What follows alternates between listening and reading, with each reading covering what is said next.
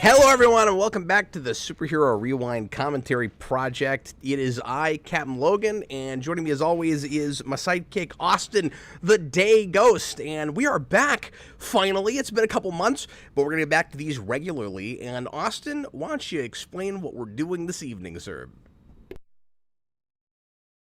Oh, we can't hear you. Wow. How many times does that have to keep happening? Sorry. I don't know. I would say it's a rookie mistake, but I mean, you do it every time. No, not every time. Just kidding. Go ahead. So we have had our arms put behind our back and, for a request for Rewind, and we are doing both Ultimate Avengers movies. We're going to do them both in one stream also because, one follows the other, so most people will probably watch these together or not watch, the second one without the first one. And B, in some ways it's kind of the same movie again, and it's really oddly, I can't think of another example of this, its sequel is adapting from the same material. Well, have you ever seen a movie that introduces its main villain in the first scene and then never brings them back? Until its sequel? Until the sequel? Yeah, no, it's really strange. You ever seen a movie that... We're getting ahead of ourselves, because just kind of getting this out of the way right at the start. There's just not a ton here, and it's going to be difficult not to just talk about the source material through this whole thing, but have you ever seen a movie that you're wondering why certain scenes from the material it's adapting aren't in the original, and then in its sequel it goes back and starts adapting some of those? It's so strange. Yeah, no, it's bizarre. But that happens here, so this is going to be a weird experience. Thanks to Jukebox Lover for the request. Sincerely, he's been really looking forward to this, and apologies in advance for what if you love this, for what this might be like with us, because I had a very strange experience with this, just speaking for myself, going back to it after a lot of years. Austin, we go back to movies from this period all the time, mid-2000s, and I often find myself going, like recently we did Daredevil and X2, just a few months ago, and I often find myself going, I remember that like it was yesterday. I just can't believe it's been 17, 20 years, however long it's been with some of these movies. This feels like it's ancient. This feels like 1,000,000 years ago. Which is funny because it comes out after Daredevil. Yeah, and a lot of that is because of what's come since then. And I realize that Daredevil has gotten, a complete revamp, and that's better material, and that does make it kind of odd to go back to that material too, but this is a little different. Like this feel, because at least Daredevil with the director's cut especially feels like a take in a complete film. It's cohesive enough. However you feel about the way it was adapted, this feels like proto material. Mm-hmm. Yeah, absolutely. And especially once these characters become really popular and in the zeitgeist, because this is just before that happens, and really interestingly, also made by Marvel Studios. This is a subsidiary of that company 3 years before the MCU begins. Hmm. Yeah, no, and Or, obviously, or 2 years before. I guess this is '06 into '07. I had my dates wrong earlier. I thought this started in '05, but I guess it's '06 because the original, because I think Ultimates comes out, the comics, Mark Millar, I think that comes out in '02, and then its sequel is '04, '05. yeah, I knew it was a few years later. And I'm so bad at dates though, because isn't Ultimates 3 and Ultimatum like around '07? One of them is at Yeah, least. I think so. And apparently they were supposed to keep adapting more Ultimate stuff as they went along, and this was the last of this stuff they did, though that line made some other movies. So this is the line that would give us Invincible Iron Man, which is kind of notorious and people hate, and the Doctor Strange animated movie, which I've done a rewind on, that was okay. And Next Avengers was in this line. Hmm. Yeah, wasn't that the very next movie after these two? Yeah, it sure is. This was called the Marvel Animated Features line. MAF. Nobody but Wikipedia uses that acronym because nobody really talks about these, but that's People are always talking about the math cap. What are you talking about? that's what these were called. And so yeah, you had, oh no, the very next thing after this was, did you say Invincible Iron Man? No, I said Next No, Avengers. no. The third one was that it was Invincible Iron Man, and then it was Sorcerer Supreme, and the Next Avengers was the fifth one, Oh, okay. and then they did Hulk versus and Planet Hulk back to back. Yeah, I I say think I back to remember back that being within a close. year of each other. These sold not so well, and so they backed it off from 2 a year to 1 a year. But they ended up making about the number that they had originally set out to, and I guess they just didn't renegotiate contracts or whatever. It's also interesting that this went 3 years past the beginning of the MCU. Yeah, that is pretty crazy. The last one that came out was Thor: Tales of Asgard, which I think coincided with the release of the live-action movie because they're both in the summer of '11. Oh, okay, and I don't even think I've seen anything from that. And that might have just been a happy accident because nothing else lined up with any of these movies really. Like Hulk versus was '09. That might have come out at the same time as that Hulk movie because that was that '09 or was that 10? Hulk's '08. Oh no, that's right. Hulk comes out the same year that Iron Man does, doesn't it? Mhm. And then Yep. didn't they like skip a year and then things started coming out in 10? Is that what it was? Yeah. Cap, we have a whole history show. No, I know, but it all runs together after a while. I have to be reminded of these things sometimes. Also, Well, full so does disclosure. that mean? Yeah, go ahead. Because they did like I think it's like Iron Man and Captain America, and then I think Black Widow and Punisher. So I guess those are a completely different That's thing. all later, yeah, and not under this line. Full disclosure, my head is swimming with two different sets of continuities right now with this because I went back and did my homework and reread both Ultimates and Ultimates 2. Yeah, which was a super chat earlier by Dan Schneider. He gave $2 to ask if you read the book. Well, Yeah, if we and read the book, but and I did. People were really, and I had people asking about that last night on the Captain Logan show. People really concerned to make sure that I did my homework on this and that I didn't come into this blind and I'm just talking about these movies. I don't want to spend the entire time just being comparison contrast, of course, but like there's going to have to be some of that, especially just to pad out the commentaries.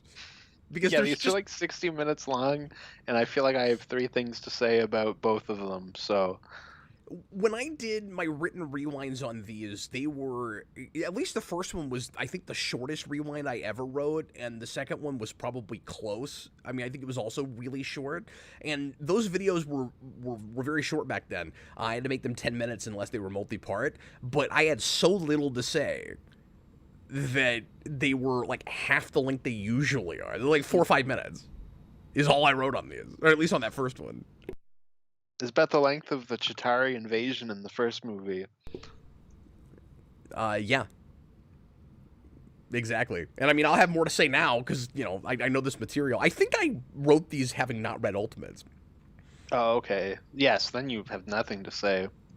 Yeah, because it's just real dry paint by numbers alien invasion stuff.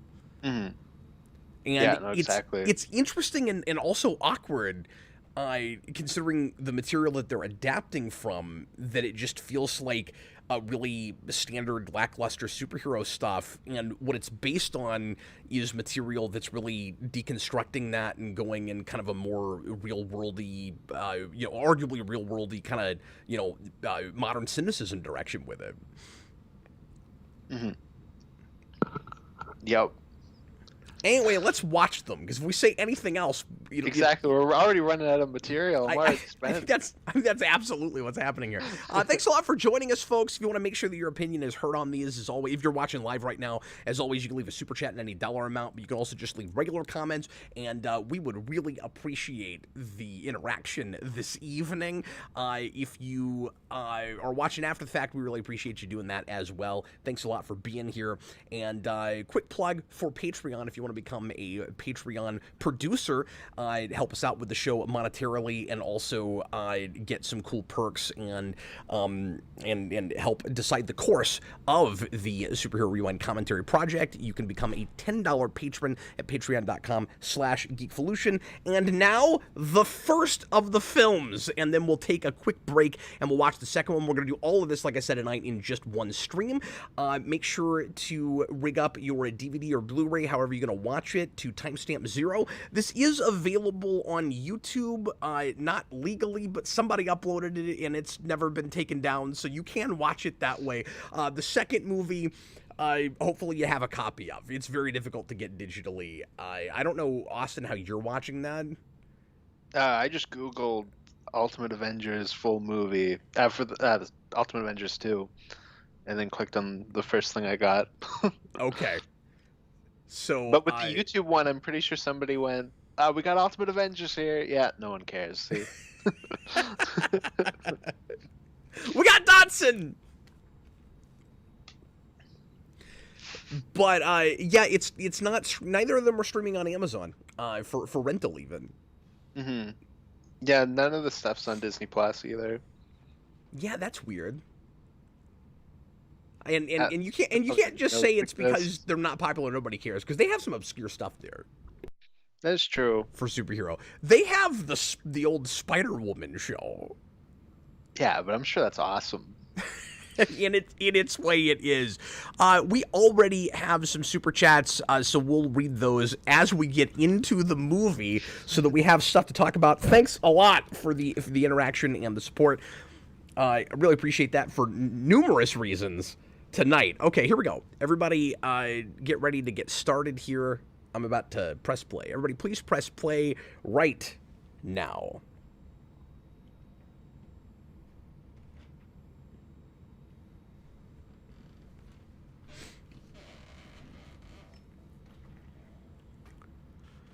Let me just start off with these super chats. Dan Schneider, Yeah. $5 super chat. Ultimate Avengers 3 would have been the supervillains attacking New York. It would partially adapt Ultimates 2, and there was supposed to be a Daredevil 1. A Daredevil 1, I guess. He wrote the number 1.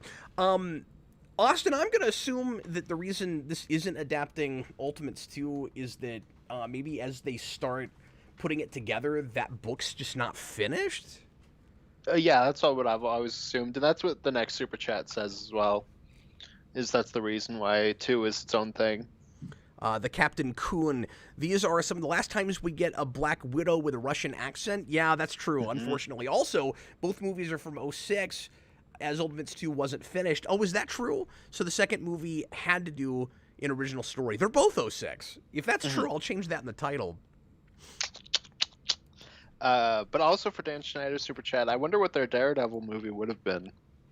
If that was adapting something specific, or if that would have just been like that Iron Man and Doctor Strange movie. I bet it would have been more like that. Because immediately I was like, oh, they just do Born Again, right? Or like something from Bendis. But then those other movies, I mean, like Doctor Strange was kind of doing the original origin. Mm-hmm. So it might have just been an origin movie.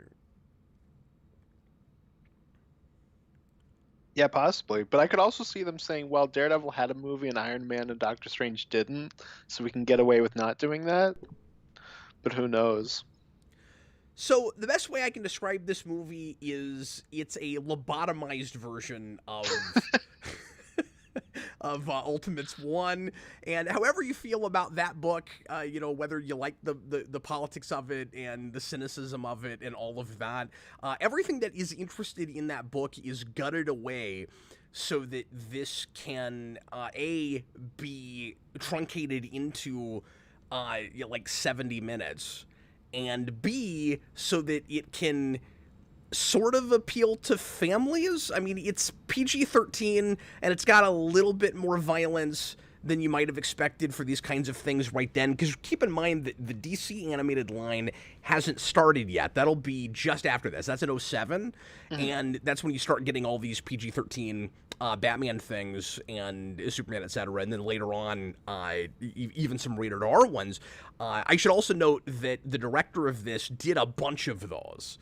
Okay. Sam Liu, I think, made this. Oh yeah, and he's like still working on that stuff He's still making that stuff, yeah. Yeah. And Okay. real hit and miss. He does the good ones and the bad ones. Yeah. He did Gods and Monsters, but he also did Killing Joke. He did Batman Harley Quinn. Et cetera, et cetera. He does the good ones and the bad ones. I think maybe Crisis on Two Earths. I can't remember if that's him. Possibly. I'm not sure. Because that's one I haven't seen. And so immediately the big question I have to ask is, and we say this a lot, but like, who is this really aimed at? Who is this really for? Yeah, and I have no idea. Because I was a kid when these movies came out. I'm 11 if this is 06, and I thought these movies were so boring. Even back then. Even back then, and I hadn't even read the book yet. I think I read the book 09, maybe 2010. And by the time I read the book, I was like, oh, here's that material, but there's a lot more going on, and it's really cool. And it's an Avengers origin that goes on for 13 issues, but it's all really interesting. One of the things right away that I found myself kind of scratching my head about was why the choice was made for Captain America to, in the 40s, already know that aliens are involved. Because it doesn't feel like these aliens, when they're working with Nazis or taking over the Nazis, I'm not even really sure what exactly they're doing with Hitler here. There's not any discussion about it. Kleiser here just goes, Does it look like this is about the Nazis? Like, look, we're scary aliens invading. That's kind of all you get.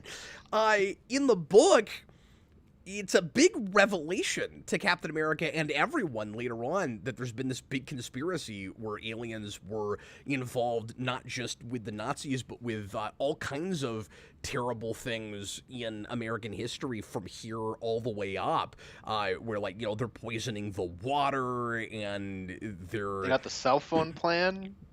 Yeah, the cell phone plan, where they're kind of, I'll use the word lobotomize again. They're kind of pacifying us through phones. They're also doing that through artificial sweeteners. And here there's always been aliens we've been dealing with. It doesn't even feel like they're trying to be very covert about it. I don't know how everyone doesn't know about aliens. In this universe, there's no secret. Especially because in the comics, they're just the Skrulls. They just renamed the Skrulls to the Chitauri. But here, only that one guy can shapeshift, and the rest of them are just monster things. Monster things. They look like the henchmen from Infinity War, but they glow. And then here, and then by the second movie, it also becomes a War of the Worlds kind of thing where they have the big tripods too. Yeah, they come down in their walkers. That also is the Wakanda thing, which we'll get to when we get to that movie. But that blew my mind when we find out the history of Wakanda. So it seems to me like what we've really done with this is we're just taking a more modern aesthetic. And somebody suggested this in the comments before we started, and I had this thought, was going to make this point too, that this isn't really about adapting the Ultimates. There's some characterizations that get closer than others, and we'll talk about that. Their banner is probably the closest thing to Ultimates that these movies do. But by and large, it's kind of just an excuse to put a kind of classic Avengers, more or less, a classic Avengers origin in a movie to introduce people to the Avengers for the first time. This is very curious that this is the material you would do that with, because the mission statements for each of these projects are completely different. Mm-hmm. It's really about the aesthetic.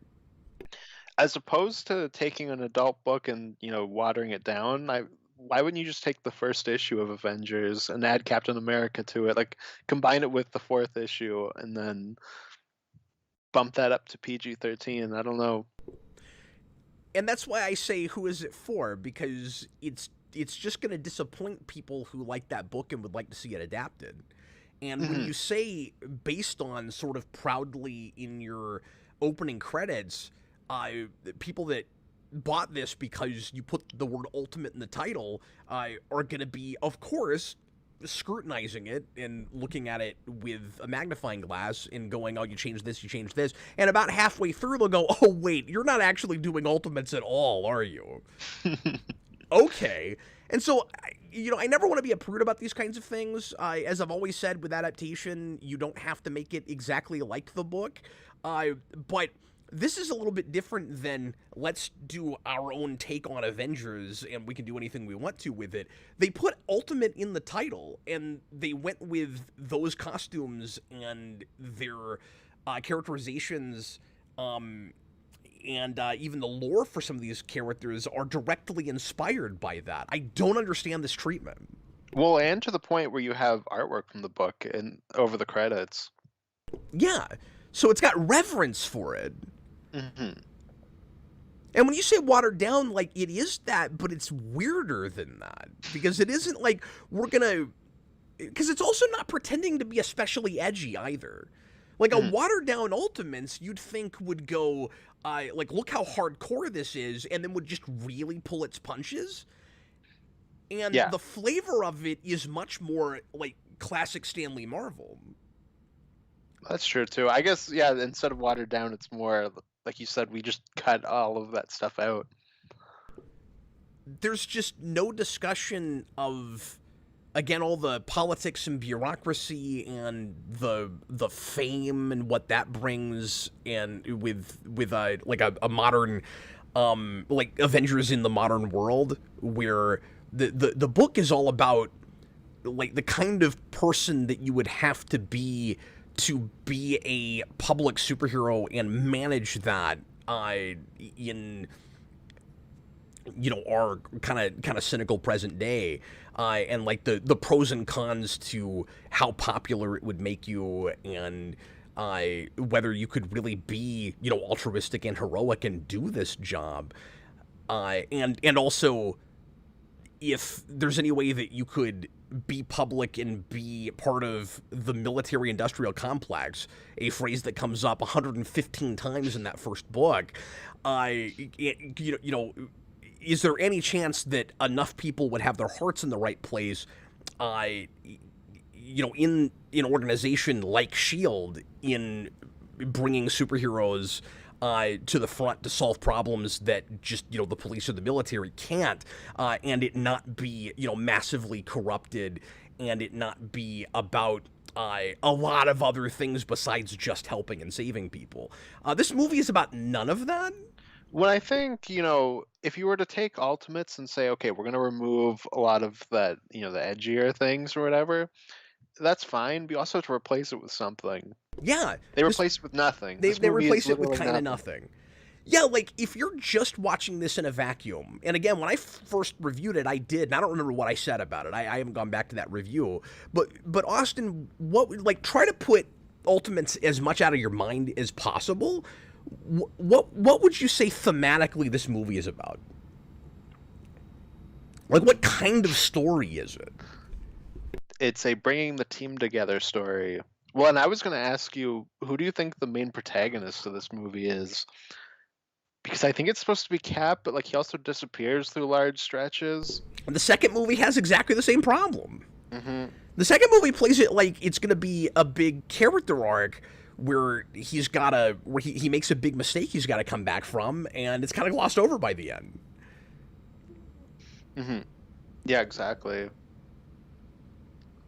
I gotta mention that the main theme in the score here sounds a lot like the theme from Return of Captain Invincible. Oh, okay, and I've Kept only seen that taking me once, so out. I don't remember it. It is so stalwart and like film serial. Mm-hmm. That ba ba da da da ba ba da da da, and I'm like, that's what you did with the Ultimates. Well, now I just want to watch Captain Invincible. Thanks for that. Yeah, absolutely. It's hard not to think about other things you'd rather be watching when you're watching something that's kind of just this dull and uninspired. Mm-hmm. Yeah, and absolutely. It's not awful to sit through. It's just frustrating, especially if you just looked at the book like I did. And I'm not gonna sit here and just review Ultimates and Ultimates 2. I've got videos on those, so from years ago. But if you're interested in my review on those, I have done those. But I'm not like a giant fan of those books. There's stuff I love and stuff I'm not super keen on. There are places where I think it's a little bit too gratuitous, in its edginess. And I think the second book is like leaps above the first, with the possible exception of the ending, which I think is just a little quick and a little easy, but and a little happier than maybe it ought to be for the rest of that material. But well, I've always gotten the sense that if Millar came back for a 3, it would be much more traditional Avengers. Like, I think it's kind of building to that. It's trying to get us there. Yeah, you're absolutely right. I do like the ultimate idea. I just used the word ultimate. The ultimate idea of the end of 2, and spoilers for those books, but where we go, okay, we've decided that in order to really be like actual altruistic superheroes, we have to get away from, again, the military-industrial complex. And how in the world do you do that without a ridiculous amount of money behind you? Mm-hmm. Yeah, absolutely. So our aliens are back with their vibranium ships. We are setting up Wakanda. Yeah, and it's curious, right? Because in the book, we talk a lot about adamantium, and it's not about vibranium at all. And at first, going back to this, I was like, oh, maybe it's one of those weird rights issues where they can't do adamantium, so they changed it to vibranium, which we do in the MCU, where before the Fox buyout, they don't have access to adamantium, so it's always vibranium. And then later, we bring up adamantium and we combine them. I'm like, oh, we're doing both. Okay. Yeah, because I think the animation rights are different than the live action rights. Yes. I don't know. All that stuff is crazy. Yeah, I guess so.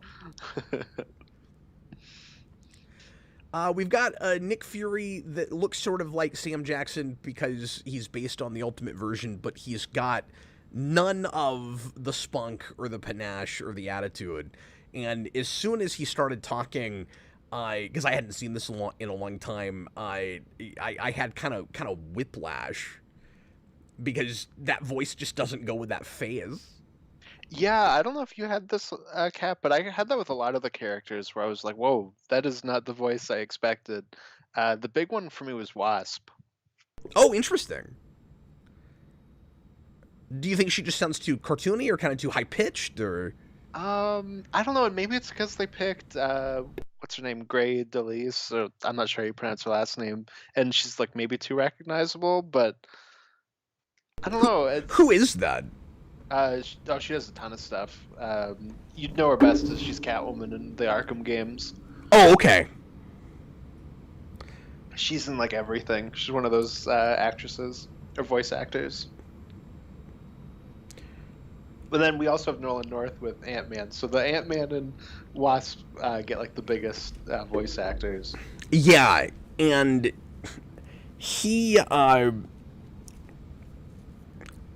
he sounds a lot like if Nathan Fillion were to voice him.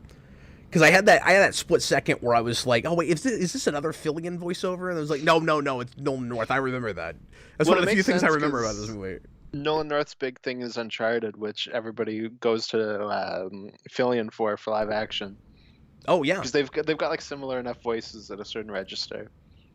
that's interesting. And But the actor that I think fits the best is Bruce. I do too, but there was a thing about that kept taking me out because when he first started talking, I was like, okay, this is weird. And again, one of the big points I want to emphasize with this is just how different this watches after MCU. And like I said, it feels very kind of prototypey and not like a fully developed movie. And it's interesting all the things that it does. Like similarly to MCU and what MCU will do later, and we'll touch on some of those things later. I would not have thought this was so weird when I saw this the first time, but their Bruce Banner sounds a lot like Michael Douglas to me. And Hank Pym is I didn't have that thought. And Hank Pym is in this movie. Mm-hmm. And so of course, I never knew that he was going to play that character, but retroactively looking back on it, that would not have been a bad choice for a particular take on Bruce Banner. No, Michael Douglas absolutely could have been a good Bruce Banner. In fact, now that you say that, I see that more than Hank Pym.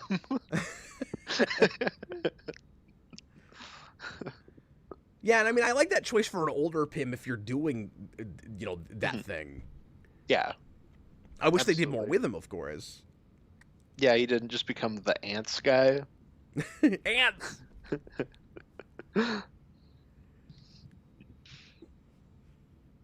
Although Tony is drinking more here than he does in like half the MCU. That's true. I also see the choice with the way we cast Bruce Banner in Avengers, at all. A little bit more actually now going back to this material and rereading Ultimates. Like if only we hadn't made him such a comic relief character later, he would have been a really good choice for a more Ultimates version of this character. Mm-hmm. Yeah, if you made him like more pathetic. If you've seen, any other material, any other movies or TV with him, like go back to like Zodiac, and like I could totally see it. Mm-hmm. I mean, Ruffalo's done a lot of good stuff. So, in order to truncate this down, into a more manageable piece, we've also gotten rid of some characters.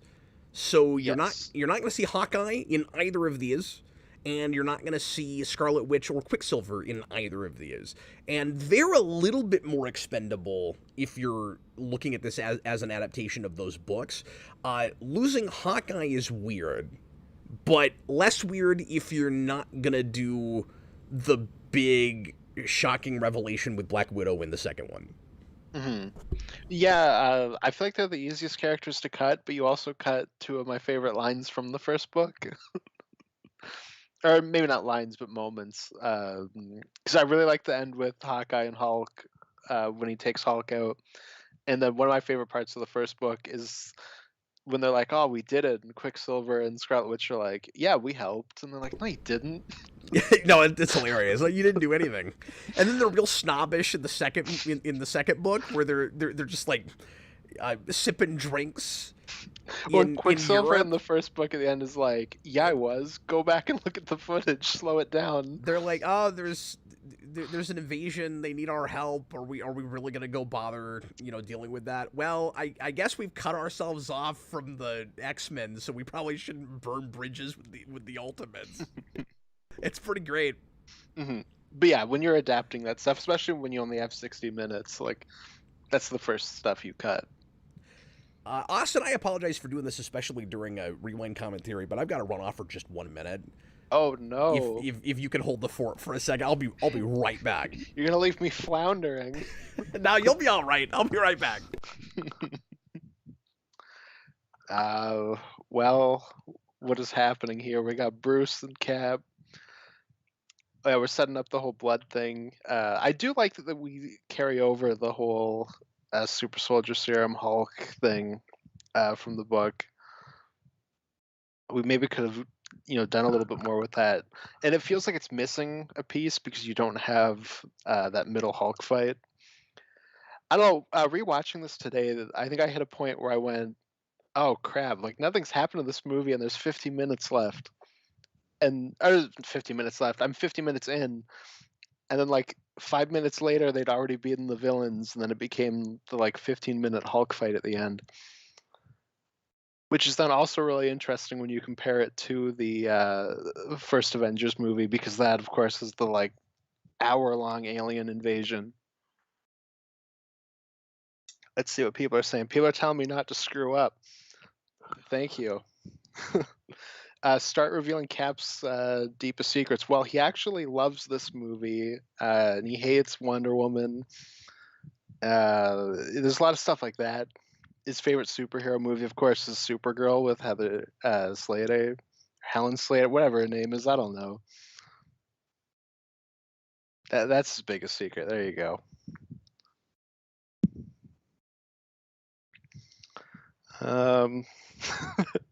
Yeah, sorry. This movie doesn't have like anything to work with. Okay, apologies. I'm back. It's okay. I told everybody your deepest secret that you love Supergirl. Oh no! Why'd you have to throw me under the bus with that? So Black Widow does have the Matrix thing in this, which is amusing. Of course.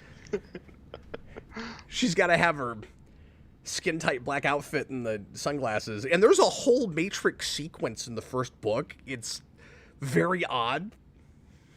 Mm-hmm. Even Nick Fury has in this has a little bit of a Morbius thing going on.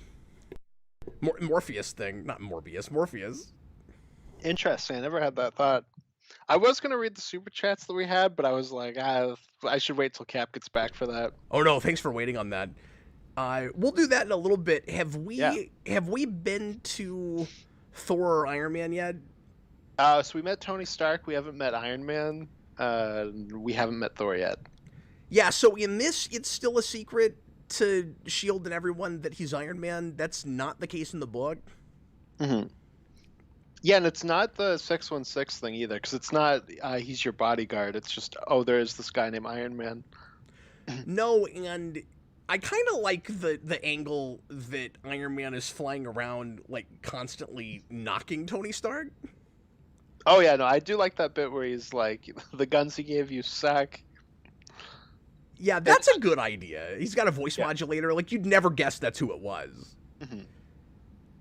I actually buy that. Fun stuff that I miss with Tony Stark not having a secret identity anymore is because he used to just be, like another employee at Stark's company. So people would be like, "Oh man, doesn't our boss suck, Iron Man?" So I wanted to mention real quick that a moment watching this week where I laughed out loud, Austin, was when Nick Fury flicks the ant off of Wasp's shoulder, and there's this hilarious sound effect where the ant is screaming. It's like a really loud ant. Like the ant is like, ah! Oh, I didn't notice that. They should have given it the Wilhelm. That would have been great. Ah! But it's an ant.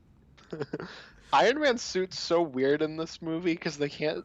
It's like a weird middle ground between Ultimates and 616. Yeah.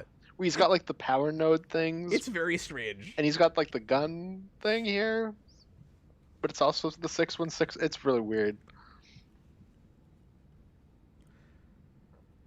But yeah, the thing I find most frustrating, again, watching this after looking at Ultimates, is just there's no discussion about really anything. It's just we're getting this team together, and some people want to join it and some people don't, and then they'll even if they said they wouldn't in the first place, they'll come together. Mm-hmm. Yeah, and I think that'd be fine. Like, I don't think the first Avengers movie in the MCU is especially about anything, but like all the character interactions are really fun and like they're really good together. And this movie doesn't have any of that. Yeah, well, and there's at least some like ideologies and arguments between characters in that Hmm.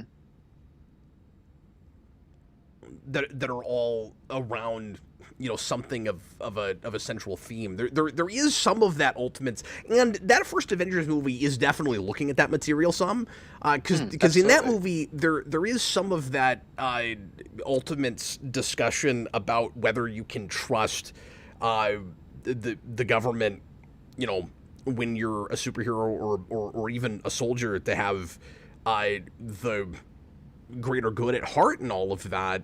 And you're kind of naive if you don't think that there's ever, you know, anything more to it, any ulterior motives and all of that. Uh, and this kind of dances around a little bit of that. Hmm. Yeah, absolutely. Well, and that does what I said with this, which is it takes out a lot of the stuff from Ultimates, but it replaces it with something because it's like part Ultimates and part the first issue of Avengers.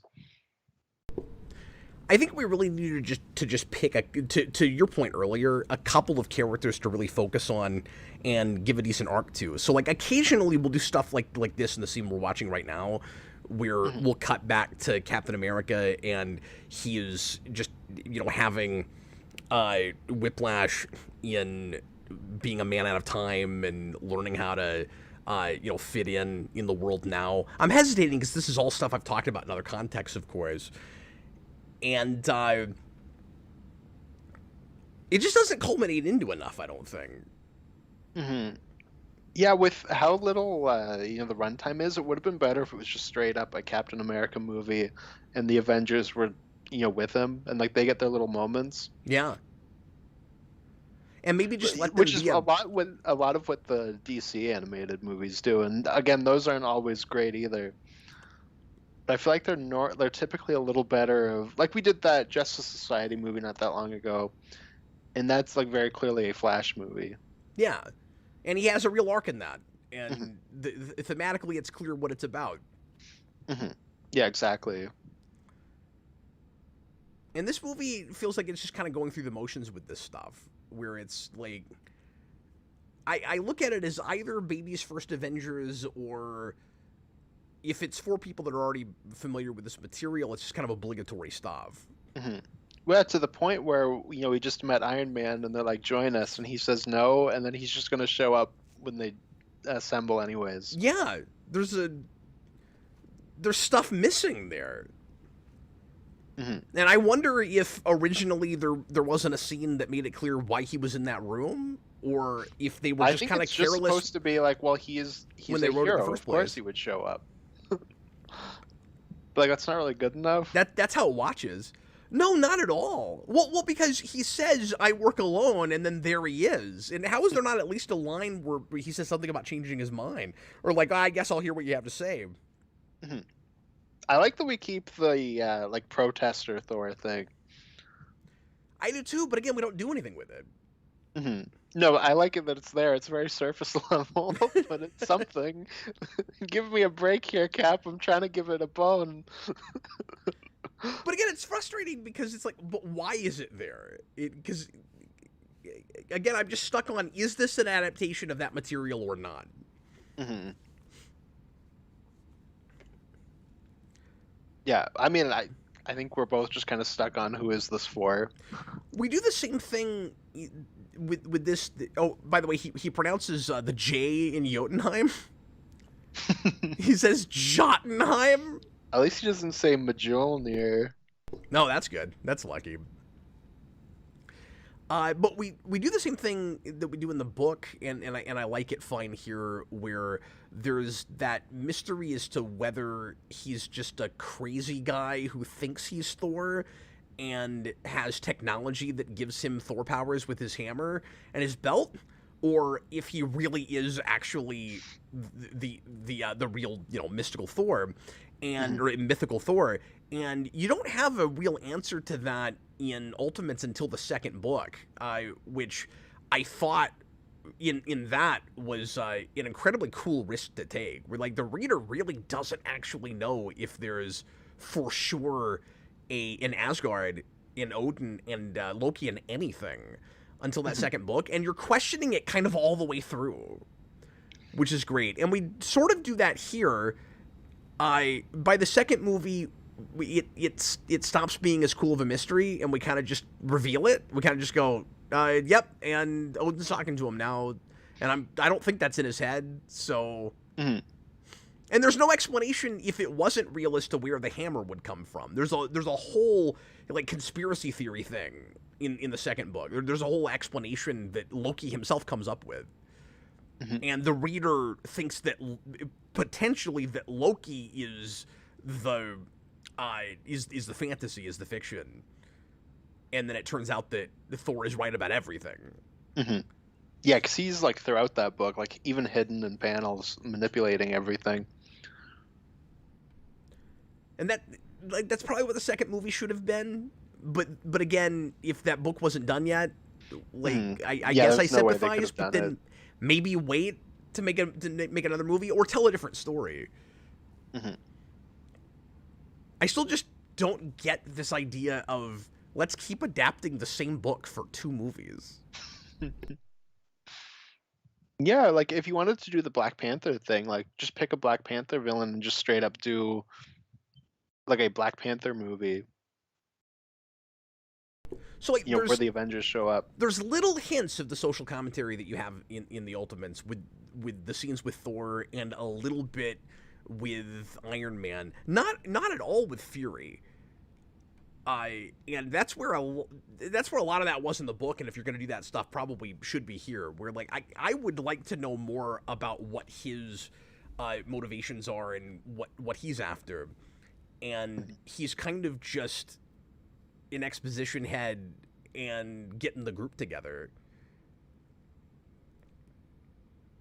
Yeah, no, exactly. You know, when Thor calls S.H.I.E.L.D. like the Paymasters, you know, it's clear how he feels about it and how corrupt he thinks the government is, and that again they've got their own altruistic motives. But like what's Fury's ideology? What's his worldview? Yeah, and all we get with S.H.I.E.L.D. and his higher ups is just the like faceless people thing that the first Avengers movie does too. Yeah. Were there like the Kryptonian Council in the Superman movies? Yeah, exactly. Guilty.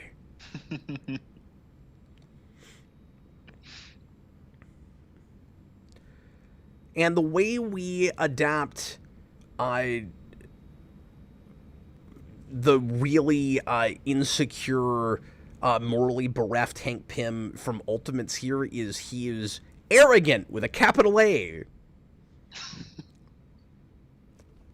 Yep, that's all we have time for, Cap. And that's all you get. And in the second movie, he and the Wasp are at loggerheads, and they're not getting along real well. But it's for totally different reasons than in the book. And of course, they're not going to have him be, you know, an abusive maniac, like he's a wife beater in the comics. Yeah, and they're not going to do that. But the argument is just kind of dull and uninteresting and superficial. When it just kind of is there so that you feel bad that they didn't, reconnect before he died.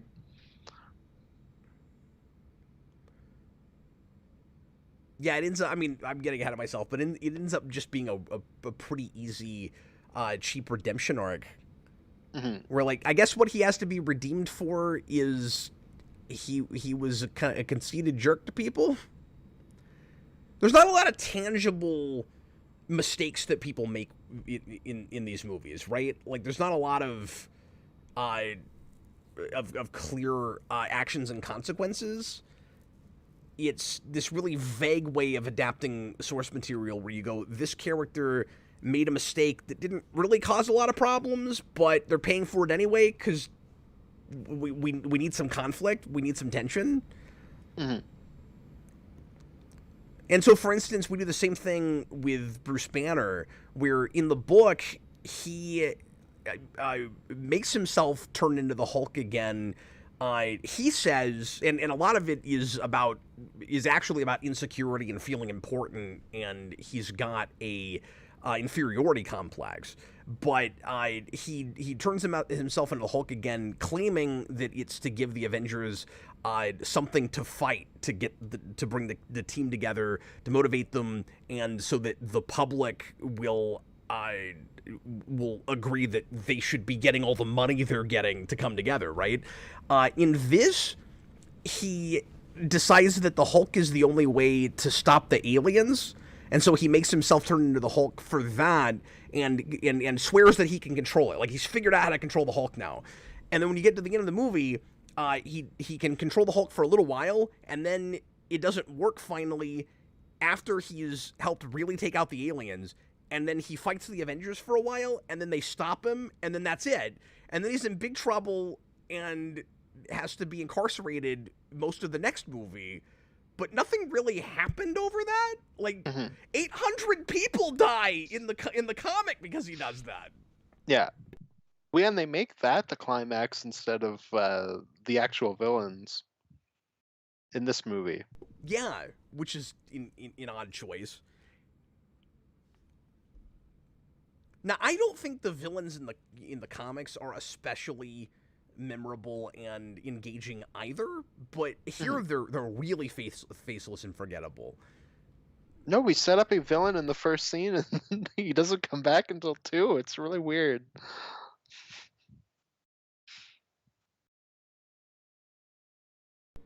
And of course, that was a complaint people had with Chitauri in the first Avengers movie, but the difference is you also had Loki. Yeah, you kind of need something. Austin, we've got a couple other super chats. Would you mind reading them for us? Yes. Sorry, I just had to scroll back. He does mind. He's not going to do it. I do mind. I'm showing my loathing for you right now. Okay, so we have Makura, 499. He says, this isn't adapting Ultimates because Cap isn't total garbage. Yeah, it is very much more of a 616 Captain America than Ultimates. And Captain America in that book is very controversial. Yes. Yeah, I wouldn't say he's garbage, and that's not the way I would want Captain America to always be, but as an alternate version, I kind of like the extreme idea of the guy who only sees everything in black and white. Yeah, that's what I have with a lot of Ultimates, which is, if that were, the main 616, like if Millar came in and that was just his Avengers run, I probably wouldn't like it as much as, it being its own thing. A lot of that stuff I think just works better. Like, 'cause, a lot of people have that with Hulk too, but I think Hulk works when it's its own universe. Yeah, and I think that take on Hulk makes a lot of sense with the material. I just don't like it. It's just, you know what I mean? It's just not to my taste. Yeah, for sure. Dan Schneider gives $10. He says Thanks, Ultimates 3 would be about the team being funded by Tony and now being called the Avengers. Nick Fury would have a new Ultimates team who would be the villains. This title would refer to them. I think I've heard of that, but I was never fully sure because he also sets up Ultron at the end of 2. Yeah, I didn't see any information about what a third movie would have been. Oh, no, this is for like a third book. This is I thought he was talking about for these. Okay. He's saying if Millar had done Ultimates 3. Yeah, it was pretty clear that he was building to the Avengers name would come in. Well, especially when you get to the end of 2 and it's like, okay, we're our own thing, and it's like, it gives like a tribute to Lee and Kirby, and is like, this is the beginning. Yes.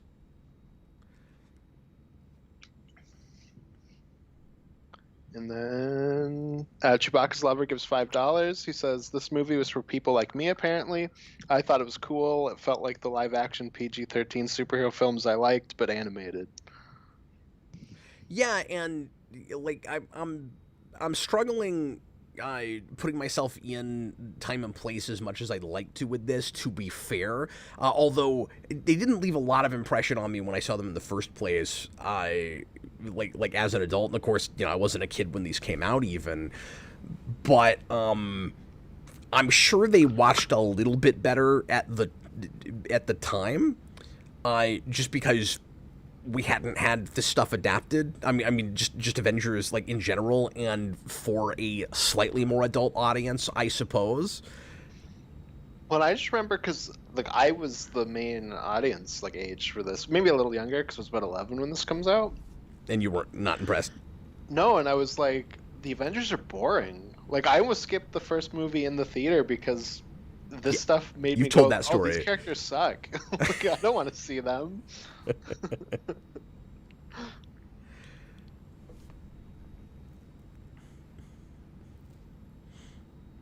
Yeah, I really feel like the appeal here would mostly be for people that are already familiar with these characters. It feels very supplementary. Like, it doesn't feel like it's, again, like it really has its own take or is doing a full-on adaptation so much as it's representing things. It's like, look, you get to see S.H.I.E.L.D., look, you get to see Captain America, and it's certainly a better, more off-the-page adaptation of Captain America than, like, the 1990 live-action movie. Yeah. But it's also kind of frustrating, I would think, to a lot of, or would be for a lot of fans of that material even, because it's like, well, where's Red Skull? Like, why do we have to watch these kind of faceless, boring alien guys? Yeah, like maybe people who, well, I mean, you'd have it both ways because you'd have people who liked Ultimates that were like, why is it not more like that? And then people who are more into the traditional Avengers because it's like a halfway point. That would probably have that, yeah. The kind of like interpersonal conflict between the characters is pretty classic Stan Lee stuff. Like, some of that writing is okay. Yeah, no, and I like that they fail because they can't come together as a team in this opening scene. Yeah, that's good. Or the opening scene, you know what I mean? Like there's this kind of scene where they come together finally. And they're not listening to orders when they really should. Mm-hmm.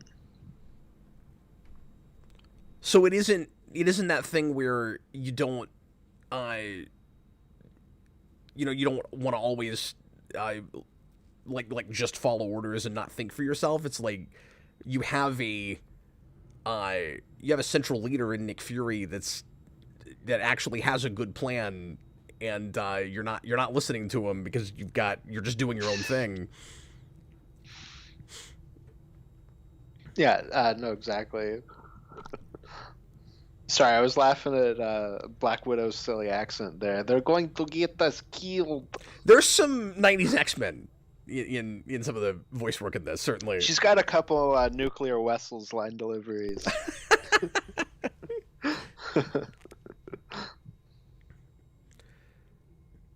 You got to have your womanizing Tony Stark. That's obligatory. You got that in there. He rescues ladies. Of course. That's what Tony does. He drinks booze and he rescues the babes. He rescues the ladies. Oh, look, there's a lady. I better go rescue her. I like that it's Wasp too, because Wasp like hates Iron Man in the early Stan Lee issues. Oh, I forgot about that. Yeah, she's like, I love Thor. He's so handsome, but that gross-looking Iron Man. I hate him.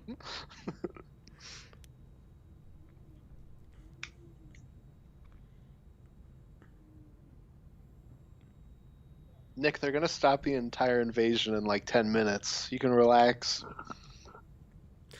If you hadn't looked at Ultimates at all, and you thought to go back and look at this for some reason, after the popularity of the MCU, you'd probably be kind of surprised by just all the comparisons, all the same things that both pieces are doing. Mm-hmm. And even into Ultron and some other later stuff, but just that first movie where it is the Chitauri, it is S.H.I.E.L.D. bringing the Avengers together in the first place.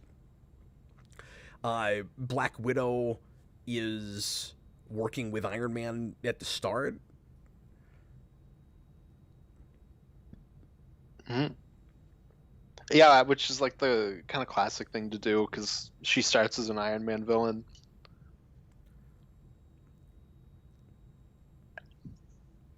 So I feel like that's kind of the natural step to take her.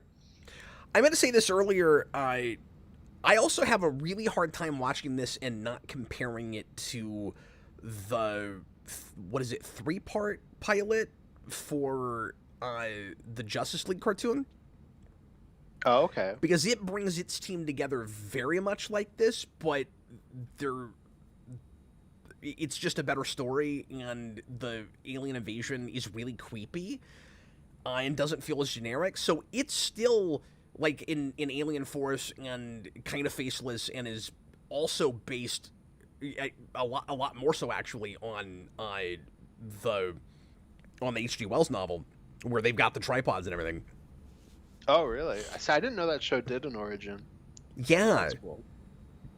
Yeah, it opens with a several part episode that was then released as a movie on VHS and DVD, and I have considered doing that as a rewind commentary at some point, because it's not technically a movie, but it's sort of like the Superman Batman World's Finest thing, where it was released that way and works as a movie, but it was aired as individual episodes. Mm-hmm. I mean, that was the classic thing to do in the VHS era. Yeah. In that case, I'm not sure if it was actually aired all together or if it was only aired separately, but I know World's Finest was, I think that was aired all together at one point. I'm actually not totally sure about that. But the character dynamics and stuff with that team were a lot more interesting and fun, and you wanted to keep watching it for that. And it just had this really cool kind of ominous atmosphere, and the animation was a lot better. Well, yeah, and you have some of the like character-defining actors for them. Yeah, that too. So I mean, it's not really fair to compare them, because this is starting something in the first place, and that already was established. But it is kind of, I just wanted to mention it because it does hurt this for me a little bit, just because I've seen some of the stuff done a lot better in animation and for an introductory episode for something. Well, in the origin, and because they make a lot of the same Heroes choices, is really good too. I'm sorry, what was that? It said in the origin in Earth's Mightiest Heroes, like to go to another Avengers thing is also really good. And that's just a couple years after this. Yeah, because I want to say that's 2011, right? Is that that's 11 or 12? Avengers, Yeah. But So, that's yeah, so a few years after this. And now that I've read Ultimates 2 again, all I can see is the Statue of Liberty busted in half right now. I was going to say Nick Fury when he's like, "Don't worry, we got you off," and then they blow him up with Bruce Banner. Because we're watching the scene of Fury attacking Banner. I thought that's where you were going. We may be not giving the movie quite enough credit for the kind of pathos of Captain America. Like, I think that stuff's handled okay. Yeah, it's all right, but like I said, I feel like he disappears too much in the movie. That like none of it really latches on. Because like I said at the start, like when I rewatched this earlier today, my main thought was like I'm not sure who the protagonist even is, and it should be Steve. Like he has the most to do. That looked almost like one of the covers for Demon in a Bottle. Did you notice that? No, I didn't. Whereas Iron Man in his suit with the helmet off, holding a drink, or with a drink like sitting right next to him. It wasn't exactly that, but I wondered if it was an intentional homage. You just saw that right now? Yeah. Oh, I saw it like 5 minutes ago. I'm on Hulk transforming right now. Yeah, I knew I was a little bit behind you. Oh, okay. I mean, it's not like it's that big of a deal, really. No, it's really not. That... I can jump forward 10 seconds. It's fine. But that part, yes, absolutely. Sorry, I was just confused because I'm watching Hulk transform. You're like, that's just a demon in a bottle. No problem. I'm like, is it? I think also if you're I think watching it's this a panel, on, though. I don't think it's a cover. I think, oh, maybe so. I thought I'm remembering though a cover with him like in silhouette, where he's sitting like that holding a drink. We also might be thinking of two different things, but I'm thinking of like a specific panel where he's sitting at his desk. Yeah, I'm not sure. It's also possible they used a panel as like a trade cover at some point, and that's what I'm thinking. I'm not sure. Mm-hmm. Well, and you're watching this on DVD, right? Yeah, I was gonna say I think I probably had a logo at the start that you didn't. That's have. probably what it is, because I'm on YouTube and there's probably a logo. Yeah, that must be what happened. I'm just gonna jump ahead a little bit here. Well, everybody's with you, so if anything, I should pause for a minute. Well, everybody's with me if they're watching it on disc. Oh, I just assumed that because Makura in the comments said he's where Cap is. Oh, okay. Well, now I'm somewhere in the middle. I mean, at the end of the day, it doesn't really matter. We're all fine. The Hulk transformation's not bad. That looks kind of cool. Yeah, well, I like the choice that he's skin colored, like through part of it. I think that's an interesting choice, and we do the Gray Hulk thing from Ultimates, which is cool. Not that that comes from that, but you know what I mean. Like that's obviously why they did it. Yeah. Well, and I like that there's some lighting where sometimes it looks a little greenish. Mm-hmm. So it's some like midpoint between it. That's kind of cool. Mm-hmm. Turns out it was just the issue they had in the original Hulk comics, where if you color him gray, it sometimes looks turquoise. Yeah. Betty Ross in this is not thrown under the bus and awful like she is in Ultimates 1. She's a little better by 2. And she's not dating Nick Fury. Was she dating Fury? I don't remember that. Yeah, I don't know if they outright say it, but like it is kind of hinted at. There's a few on. things like that in those books where I'm like, is this weird thing actually happening? Am I dreaming this? Is this real? There's some bizarre sexual tension, if that's the right word, between a brother and a sister, and that's all I'm gonna say. Oh, well, it's not implied when you get to 3. I don't remember anymore. It's been so long since I read that. There's a whole part in 3 where Captain America's like, ew, Quicksilver and Scarlet Witch, you guys are dating? That's gross. And Wasp is like, oh, Cap, it's not 1940 anymore. You gotta get with the times. Oh, no. Like, what? What? Jeff Loeb, what are you doing, you sicko? Well, that whole thing, and again, it's been a long time since I read that, but I remember that being him kind of trying to ape Millar, and they don't have anything like the same sensibilities. Oh, certainly. These enemies remind me a lot of Halo. Like, they're not straight up those designs, but in some of these shots, I wonder if they were maybe thinking of that. Especially if this is 2006, like, we're right in the heart of that popularity. So how do you feel about this animation in general? I think it's fine. There's places where I'm not digging it as much, and then other places where I think it looks a lot better than some of the newer DC animated movies. I like the action fine, and I think the like the way it moves is all right.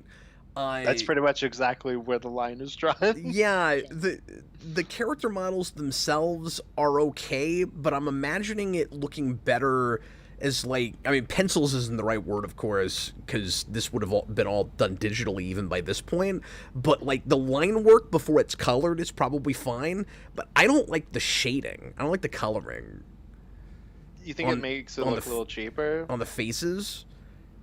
And just, like, the wrong kind of cartoonish. Oh, okay. Yeah.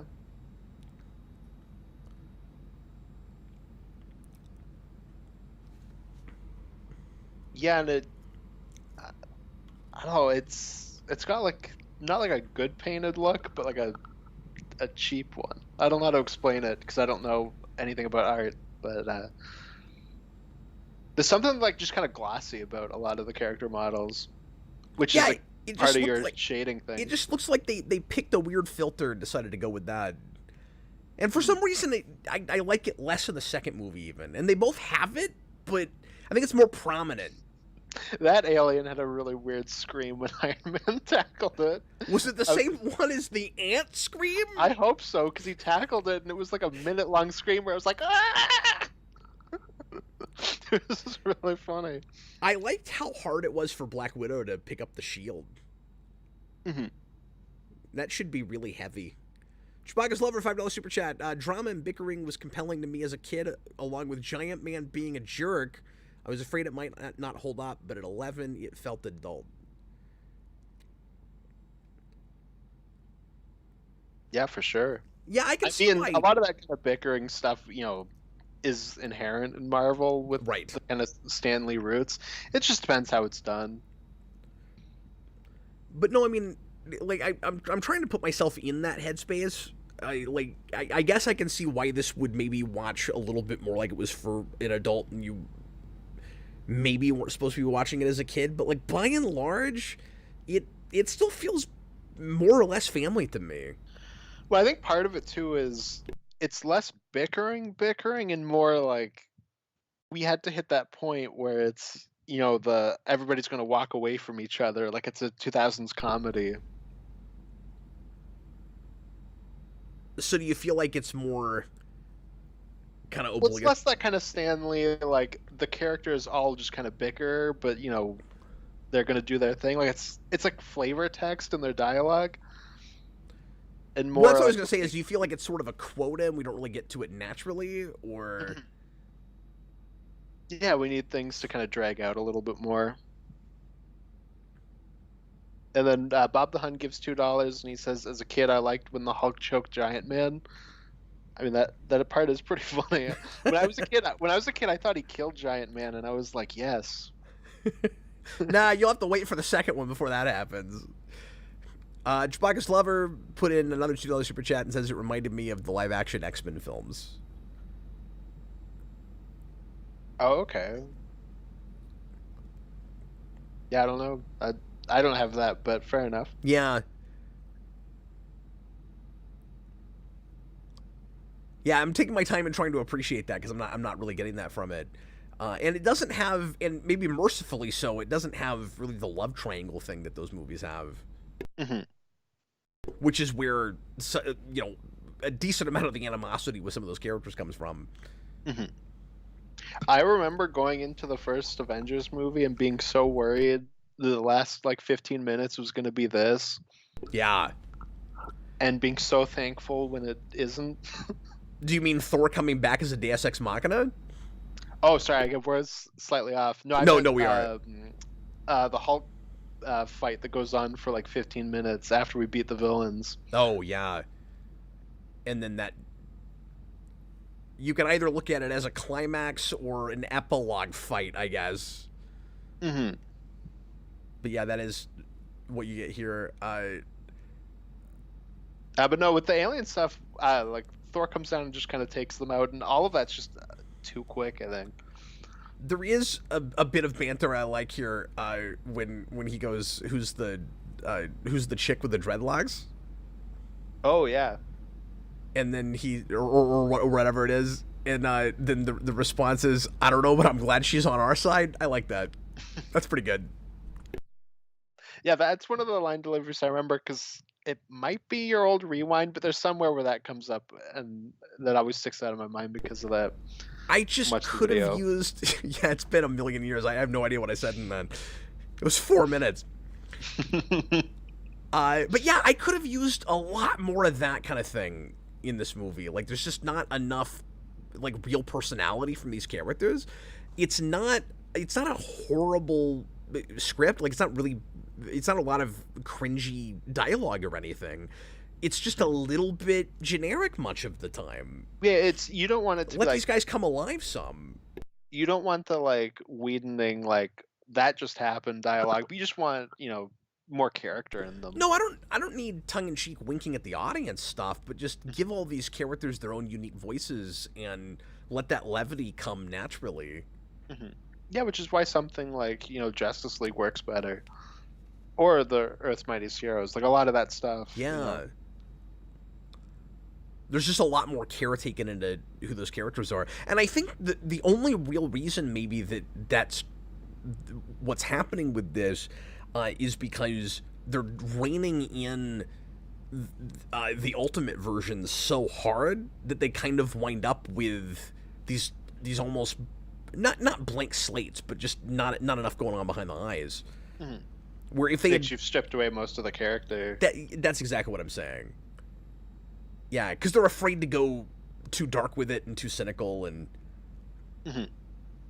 it's just two things that don't go together. Like they want it to be that, to some, I can't even say they want it to be edgy, but they want it to be modern like the Ultimates, but they want it to be classic like the Stanley Marvel. And all you have to do to modernize it is set it in present day. You don't really have to do that much more. That stuff holds up okay without doing too much to it. Yeah, absolutely.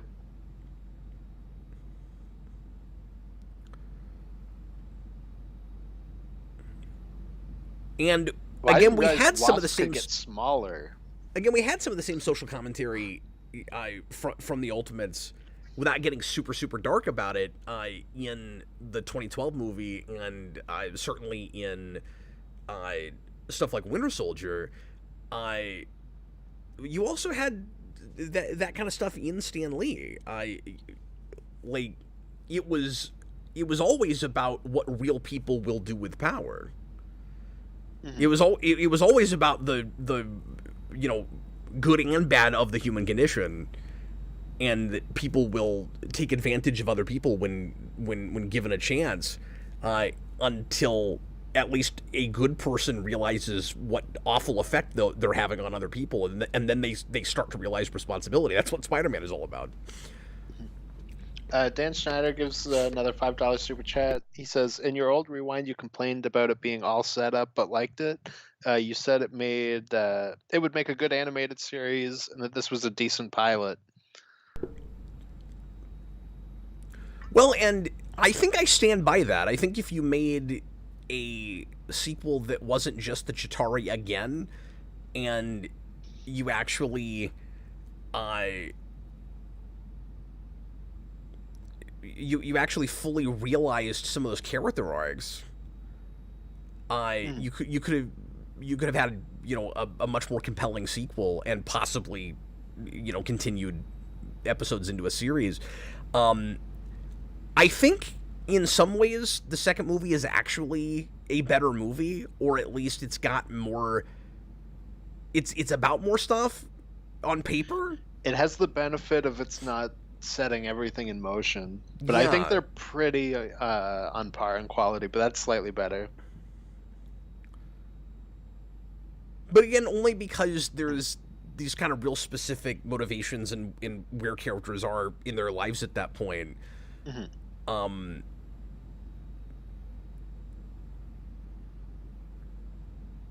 You also really easily could have made that the first movie too.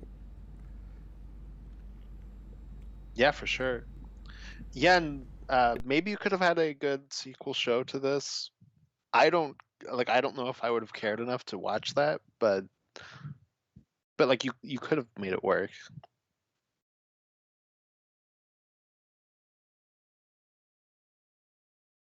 Banner should have been the villain of the entire first season.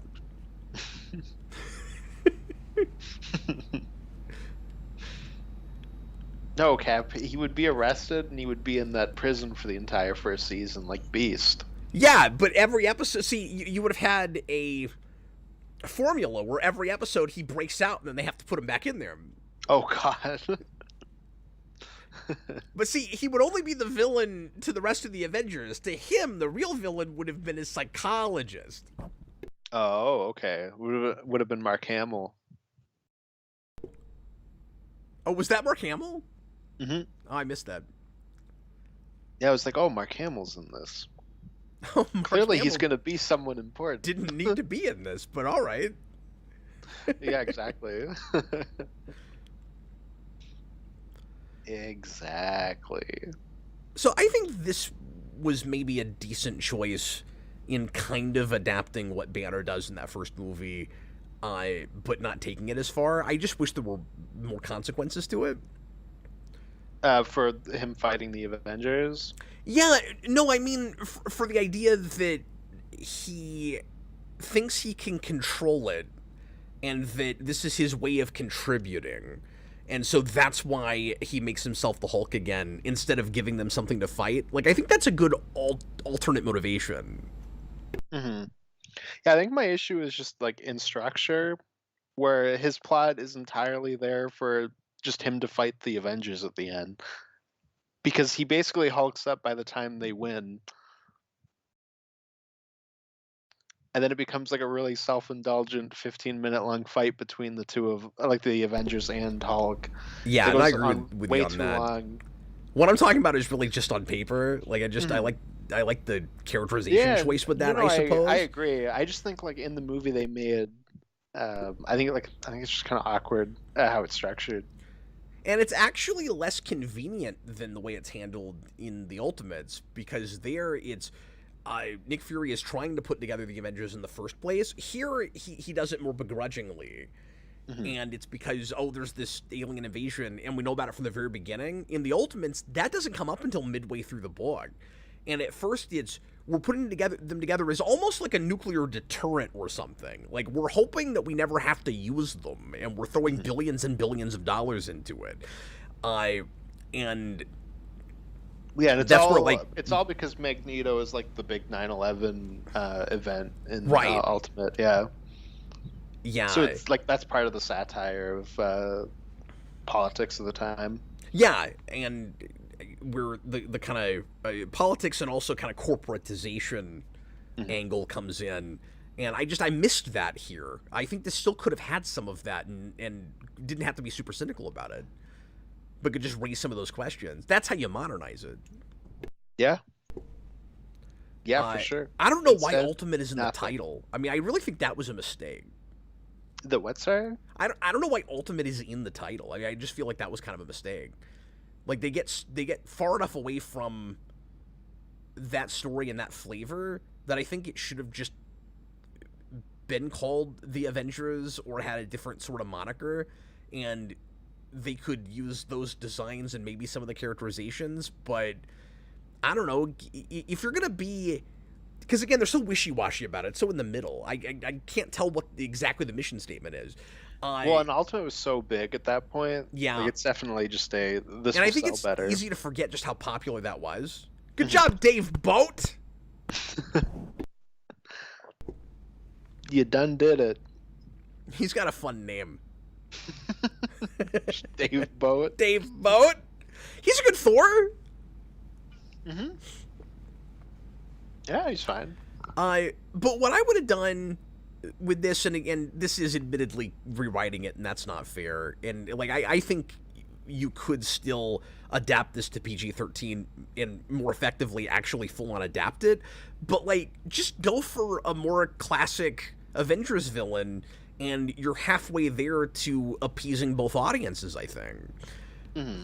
You know, like, bring back some of the satire, or at least the kind of thematic ideas, again, with the politics and corporatization and the Avengers working for the, everybody say it with me, military-industrial complex.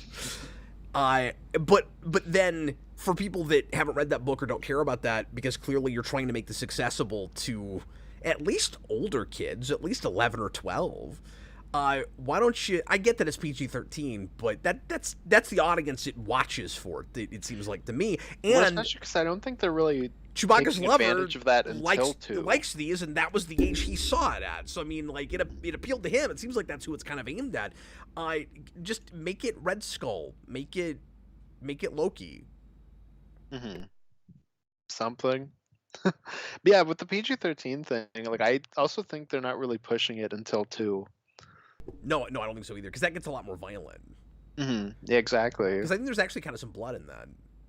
Yeah, if anything, I'm more surprised that 1 is PG-13. Yeah, where does it even need that? Mm-hmm. I'm not sure what gets it that. There's not even really a lot of language stuff. Yeah, no. I don't know. Well, that's the first movie. We're going to go ahead and watch the second one tonight as well. I have this Blu-ray for the Ultimate Avengers collection. It's such a big collection. It was only 2 movies. And this thing is hilarious because I showed this to Austin yesterday. When you put it in and you bring up the menu, it's only got 2 choices. It's Ultimate Avengers and Ultimate Avengers 2. But when you flip between them, they scroll. So, like, I don't know if I can articulate this, but, like, instead of just a cursor that goes to... Yeah, I'm talking about cursors now. Instead of just a cursor that goes to the first movie and then the second movie... Well, they do, like, a little animation where it's they like... do an animation where they flip, down and then it, like, flips. And then one goes on top of the other, and it looks like there should be more options, but it's just those 2? It's so weird. I had a split second where I was like, oh, there's more movies on here, and then there weren't. Nope. You know, I feel remiss. I was reading Ultimates so much this week, I didn't actually have a chance to check and see what the special features were on this disc. Let me see. Oh, there's a featurette on the Ultimates comics. Okay, good. Oh, there you go. Well, especially because you also read Ultimates too, which you don't need. No, but I'm glad I did because I wanted to refresh myself on what the fates of some of those characters are. And Fair enough. Even though they wouldn't have known all of that when they made that second movie, probably, I'm still not 100% sure if that book was done yet. But I would think as they start working on that, it couldn't have all been out. But I don't know. It's kind of interesting to see like who gets paired up with who they decide to kill off and not, and that is true. All of that, because the Black Widow Captain America thing is really weird in my brain after you read Ultimates 2. Yeah, because... And again, they're not directly adapting it, I get it. So she is a completely different character in this, because she's just a straight-up villain in Ultimates. Ultimately. Yes, Ultimately, exactly. Ultimate Black Widow is a villain. She's got the reverse of the 616 version, where she's a villain that becomes a hero. Yeah, exactly. Which is also sort of MCU, you just don't get to see that happen. Yeah, kinda. Yeah, that's true. Kind of. We just don't do it with Hawkeye, because Hawkeye is also a villain that becomes a hero. Yeah, that's true. And we only sort of kind of do it with Scarlet Witch and Quicksilver because they worked for Ultron for 5 seconds. Yeah, because we didn't have a Magneto yet. And then he unceremoniously gets killed at the end. Thank God. Quicksilver? Yeah. You don't like that Quicksilver? Not at all. I hate that Quicksilver. That's fair. I just always thought it was a weird choice. It's like you just introduced this character. He was working for the bad guys most of the movie. Well, especially because Hawkeye's entire thing in that movie is like the setup for a I'm 2 days from retirement joke. Like his entire thing is he's like, I'm gonna get home to my family. It's gonna be great. Yeah. And it's supposed to make you go, oh, he's gonna die, and then it's like, JK, Quicksilver died instead. And I'm like, okay, but you could have, instead of wasting that time, done more. Yeah, and then that ends up feeling a little bit too rote and formulaic for Whedon because he's done that kind of thing before. If you know his other material, because he kind of also does that in Serenity. So anyway, sort of. We're going to take a break, but I just wanted to mention real quick, and I wish I had looked at the special features on this. I forgot these were here. I am reminded, because there is a featurette on the Ultimate Voice Talent Search. I was going to mention this earlier. I remember before this came out that there was a big deal made online about how they were doing an open casting call, and you could send in a voice a audio file of yourself reading material that they sent out for people to try out with, and I think I did it. I can't remember what character I tried, but I think I actually auditioned for that. I was gonna say I hope so. Yeah, was it Iron Man? I can't remember who I read because they only gave you like 2 or 3 characters, I think, and it was like I don't know 4 or 5 lines each, There's or only one character I maybe can maybe a imagine you short playing in monologue. these two movies. So Say again. it said there's only one character I can imagine you playing in these two movies. So I hope you picked the right one. Was it the ant? No, it's Black Panther, of course. Oh yeah, I would have been a great. Well, you know what? Look, it was a different time. Okay. Anyway, we're gonna watch the second movie, and we're gonna take a break before we do that. Everybody, thanks a lot for being here. If you're watching live, we'll be right back in just a couple of minutes.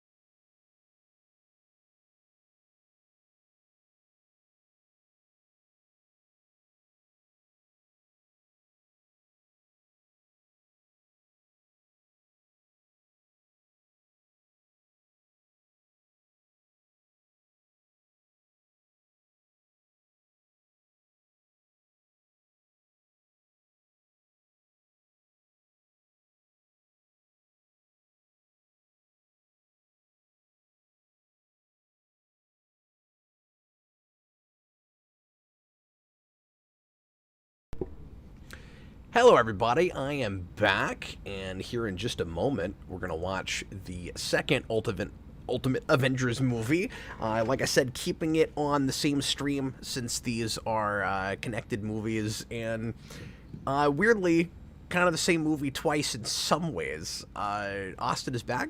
I'm back. What's up? Hello, sir. One thing I meant to mention, and we'll read a couple super chats real quick too before we start this. Is or maybe as we start this, but people were talking about the like Betty Ross dating Freddie Prinze Jr. thing in the first Ultimates book and stuff like that. One of the big things that book does, and I think it's kind of self-indulgent about it. I think it does way too much of it. The second book reels it in a bit with just all the pop culture references and the kind of like name drops of celebrities. There's a lot of celebrity hobnobbing, which is an angle I like, with just how famous you would be if you were an Avenger. Mm-hmm. And these movies, again, don't do any of that stuff. Mm-hmm. Yeah, absolutely. No, it's part of that satire. In terms of American culture, yeah.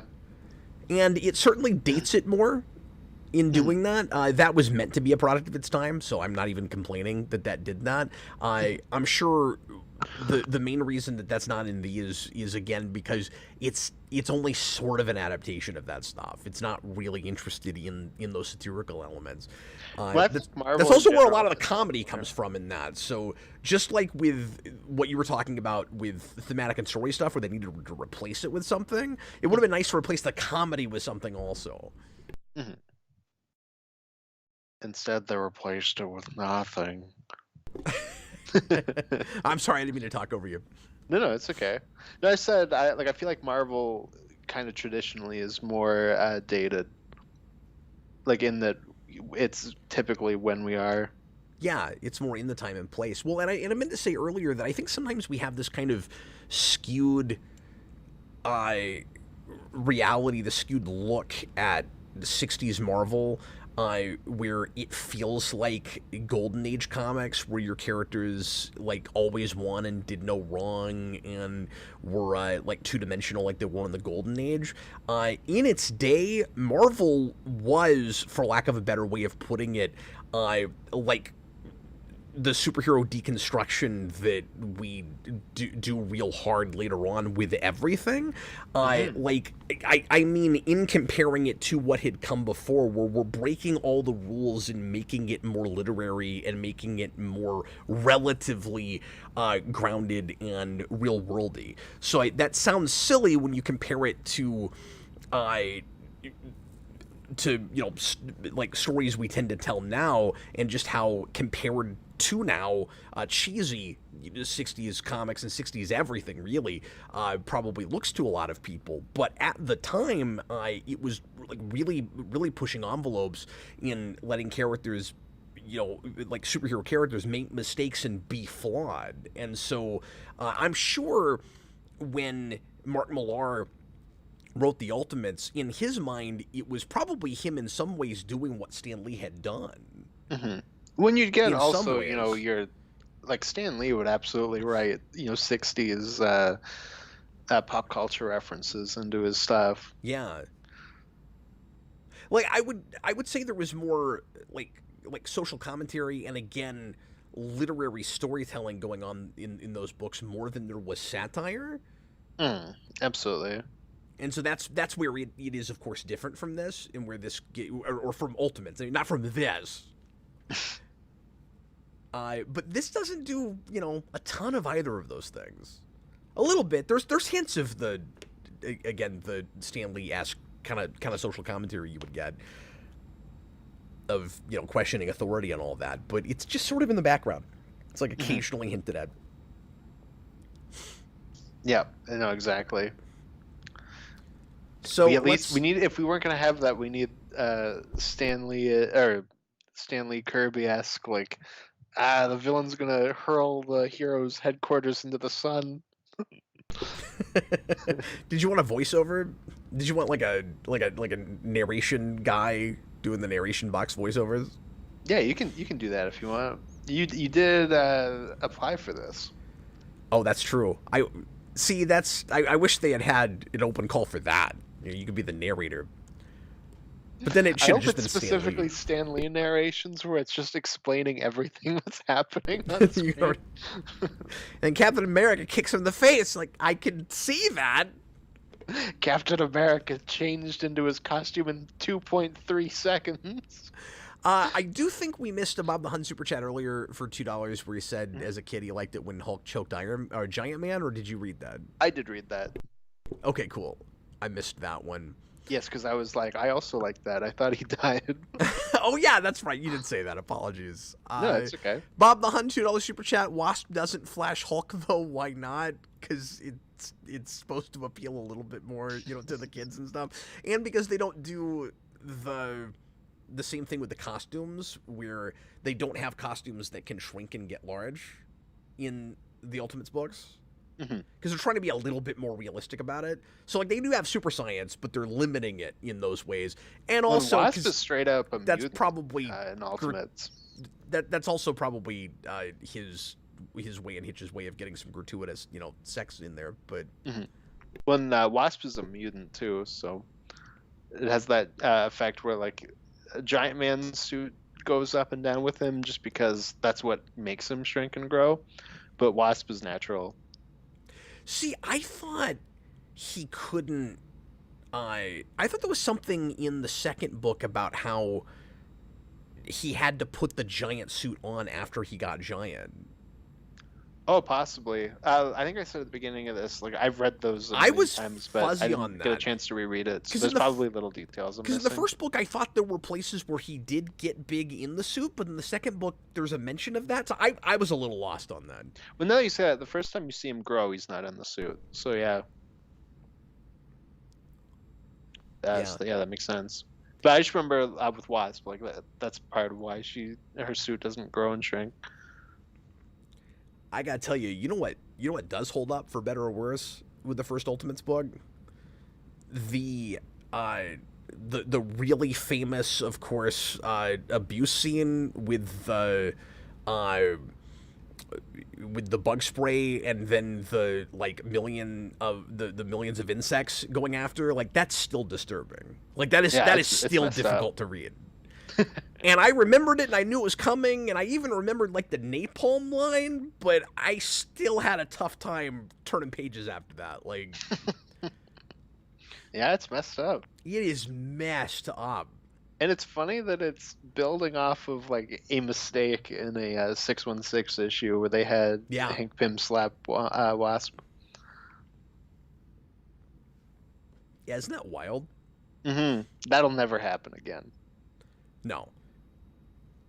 But again, like you said earlier, if it's not the definitive version, if it's more of kind of a standalone Elseworldsy kind of thing, I don't hate it, because he's not the only character that's thrown under the bus either. Like, we don't make all of these people, good people at the end of the day. Yeah. And the book is very clear about, at least by the end, who is and who isn't, and gives them opportunities for change and all of that. So, there's places where it does feel a little gratuitous and melodramatic in the moment, but like by the end, where we decide each of those characters is going to go, and if they will choose to be the hero they tried to start off as, works out pretty well. I just wouldn't want it to be the only version of those characters. And if Zack Snyder was going to make a definitive Marvel universe, he would start there, and then his definitive Ant-Man would be this horrible wife beater guy. Well, and if Zack Snyder did a cap when Ant-Man slaps Wasp, it would be like, oh yeah, that scene would go on for 8 minutes. and you'd be like, okay, I get it, he's beating his wife. Yeah, and then you'd get like ripples from the hit that would go off into space, and then the ants would be eating her to hallelujah. you'd get these waves that would go out forever. Hallelujah. Anyway, let's go ahead and watch the second movie. Get it to timestamp 0, and I'm trying to decide if I should skip the logos at the beginning. Well, on this one I do have a Lionsgate logo, so Oh, good. Okay, so we'll be in the same place the whole time then. Okay, nobody skip the Lionsgate logo because Austin and I are both going to start with that. that was probably just an issue for whoever uploaded it on YouTube. They just took that off. Mm-hmm. That's why it's not copyright flagged. This one is especially interesting going back to now that we've not only had a live-action Black Panther adaptation, but that Black Panther is, like, in the zeitgeist and popular now. Because this was during a period where most, regular viewers wouldn't know who that is or maybe hadn't even heard of that character. This is one of the first times he's adapted in any extra media. Yeah, because we missed out on that 90s movie. Right. I'm sure he shows up in a couple cartoon shows here and there, but they would be obscure one-off things. Probably. I couldn't even tell you where, though, if that ever happens. Yeah, I don't know. Because the only things that I'm thinking of, and I don't even know for sure, but like I feel like he could be in either that Iron Man Armored Adventures show or that Fantastic Four show from the late 2000s. But I don't even know if he's in them. Yeah. But I feel like those are the types of things he could have been in.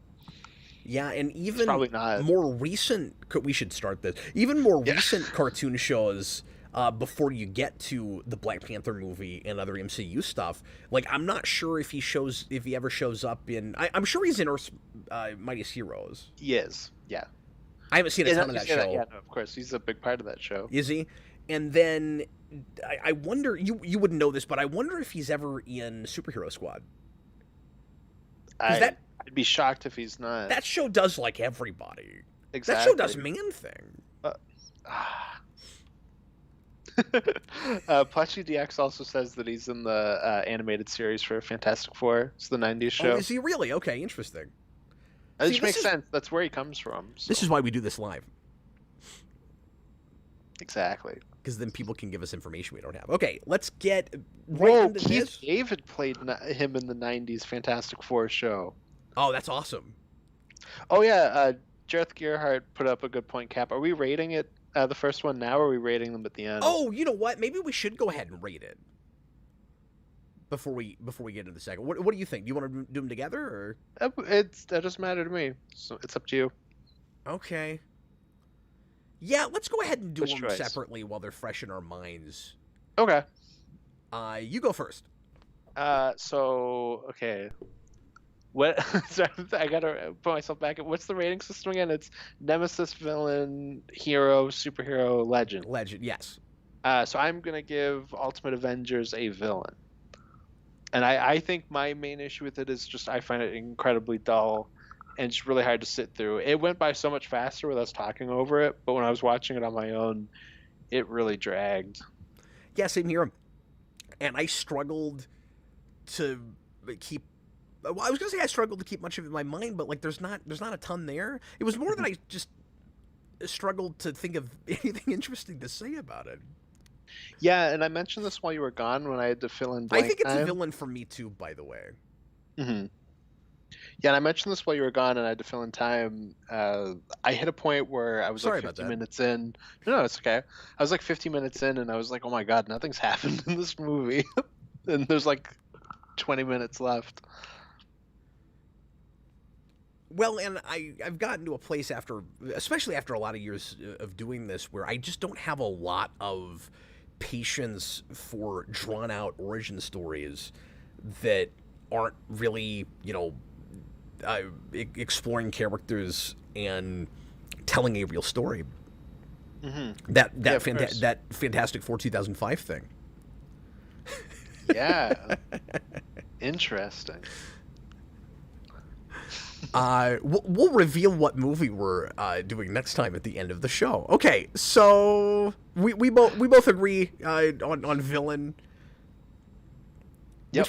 Which might seem harsh to some folks, but especially measuring it up to other of these kinds of direct-to-video animated things, and there's a lot of not great ones, but I think that's got to be where that fits for me. I think we're definitely harsher on it than a lot of people in chat, but I mean, that's fine. If you guys like this, it's all good. But Yeah, absolutely. unsubscribe. No, again, it's more interesting to me as like a prototypical thing where I, yeah, obviously a lot of choices you'd make differently after Avengers is a popular thing. So it's really interesting to go back and see how it's adapted when nobody cared or when a lot fewer people cared. Mm-hmm. Yeah, absolutely. And also because it is Marvel Studios that did it. That's kind of fascinating to me. Mm-hmm. Well, it blew up the world. Okay, here we go, folks.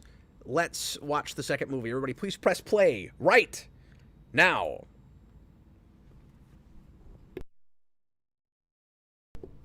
So when this one came out, I was kind of jazzed because I was like, oh, cool, like Black Panther. Somebody remembered that was a Marvel character that is kind of cool and is an Avenger and sometimes and you could put him in an Avengers movie. And I remember thinking that that they kind of sidelined the whole Avengers team and just made this a Black Panther movie, and that wasn't exactly the experience I had with it this week. Mm-hmm. Yeah, it's a weird middle ground. It's like what we talked about with the first one, where I can't always nail down who the focus of these are supposed to be. Yeah, because I'd also be perfectly fine if this were just a Black Panther movie where the Avengers were there. Yeah, absolutely, that'd be fine. But yeah. But it isn't exactly that. Mm-hmm. He definitely gets as much screen time as anybody else. Mm-hmm. Yeah, and I think Cap's also supposed to be a main character again, but it's the same thing where he just disappears for too much of it. Well, and they also kind of put him weirdly in a similar role as Bruce Banner in the first movie, where he makes a big mistake that's real selfish and where he's, acting too much for himself. And the difference is by the end with this, they win, so nobody's really worried about that anymore. Mm-hmm. Meanwhile, Banner had to go to prison. And nobody died, but he still had to go to prison. Mm-hmm. No, Steve should go to Wakandan prison. And it really feels like that just happens because that happened in the book. Even though we're not full on adapting for it, it's so awkward. Especially because you don't see the prison thing at the end of that first movie. No, that's aftermath stuff here. Mm-hmm. So this Black Panther costume is very odd. That's awful. Especially because we have we have kind of modern definitive versions of this costume now. So it's really odd now seeing it like without sleeves. Was it sleeveless originally? I can't remember. It's not, and he has a cape originally. Because my first thought was, why wouldn't you do that? Why wouldn't you do that suit? And then I went, oh wait, they're trying to figure out what the Ultimates Black Panther would look like, because he doesn't exist. Because there isn't an Ultimate Black Panther.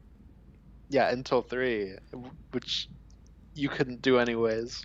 Right. Well, I'm shocked that because he's still not Black Panther. I mean, at least you would have one main character. It would just be Steve Rogers. That's a good point. Yeah. For people that don't know, the only Black Panther you have in Ultimates is Steve Rogers pretending to be Black Panther. But it's funny because while we cut that, and obviously that didn't exist, but you know what I mean. Like, we don't have that, but we do have Tony Stark becoming War Machine in this movie. Yeah, which is also really bizarre. It would be funny to do some sort of homage to it. Mm-hmm. But Ultimates 3 probably hasn't happened yet. No, I mean 2 hasn't finished yet, as far as we know.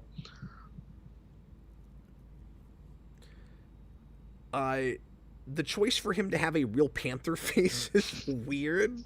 It's a real choice. Like, what are his powers? How does he get them? But I think it's funny retroactively now. This is like one of the only suits where he's got the mouth open. And yeah, that's what the new Ultimate Black Panther has. Oh, interesting. Yeah, and I'm not a big fan of that suit either, but like it's better than this, 100%. My main thing with that costume is it's a little too cluttered, but Something this movie does that the first one doesn't is there are curiously periodic fades to black that look like they're for commercial breaks. well, no, Cap, it's you don't have to animate that second. Oh, is that what it is? Don't you know? So this, just like the first movie, says based on the Ultimates. Hmm. And they don't just mean those characters, they mean the book. Because again, there are scenes in this that we didn't use in the first movie from the book that are put here, and we'll get that right away with Tony Stark. So you open the Ultimates, and you've got Tony Stark in the mountains, and in the ice, and you're like, oh, he's gonna find Captain America, and he doesn't by himself, but Captain America is found shortly thereafter, and so you're supposed to be thinking about like Captain America in the ice. And curiously, we open this after that cold open with that scene, but we already have Captain America. So what is the point? Yeah, you would think that you would do that at the beginning of the first one. Yeah. As your Tony introduction.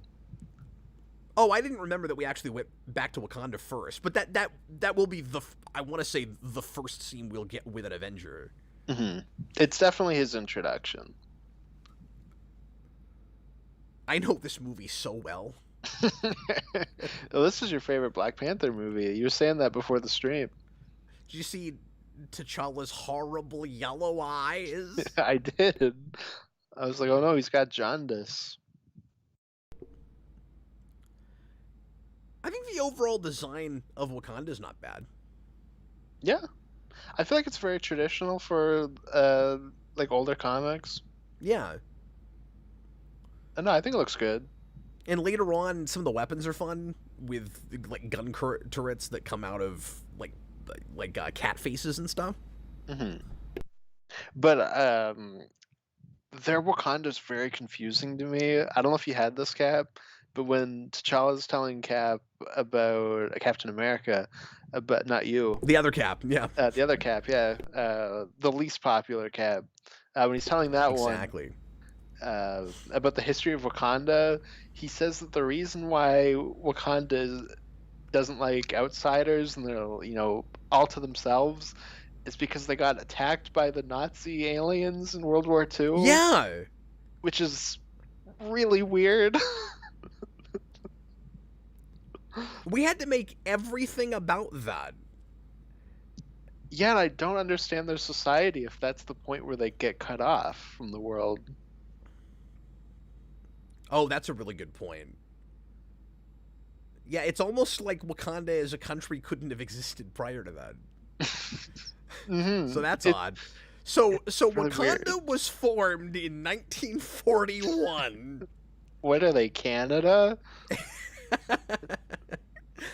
And then they found a mountain of vibranium underneath their country, and then they started mining it, and then aliens showed up and wanted to use their vibranium as a power source. Mm-hmm. No, that's a great point. I didn't even think about that.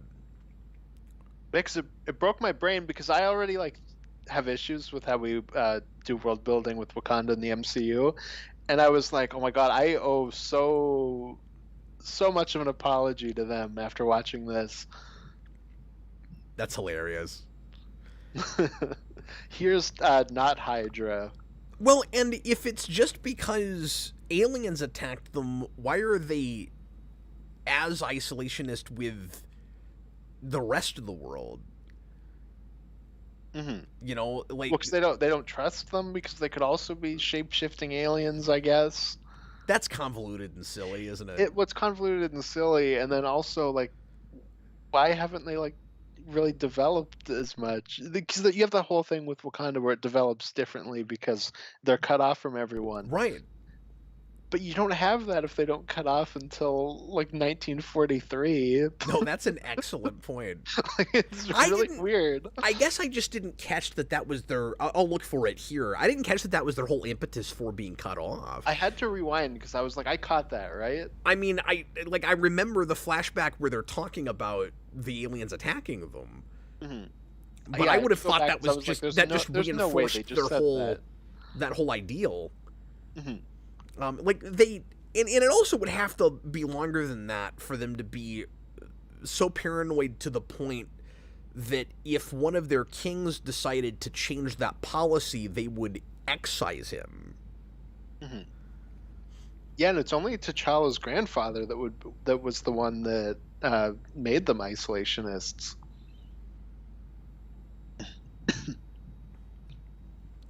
Yeah, and they go opposite with T'Chaka in this, where, uh,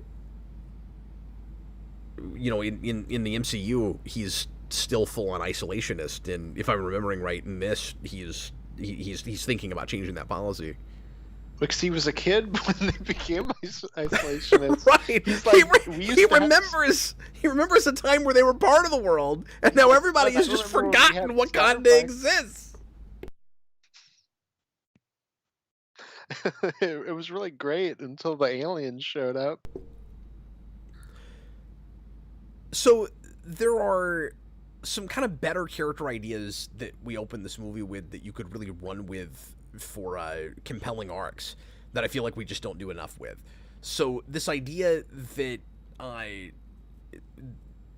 we play with this with other versions of this character too, but this idea that Captain America has to keep working constantly and is kind of reckless in his battles because he's too afraid to get close to anyone and have a personal life because he doesn't want to go through losing it again like he did the first time around. That's all good. I just wish that we spent more time on that, and that was more the crux of the piece. And B, I wish there were some more, clear consequences, and that he had to kind of pay for it when he doesn't take an opportunity for change with that, and he puts his friends in danger. Mm-hmm.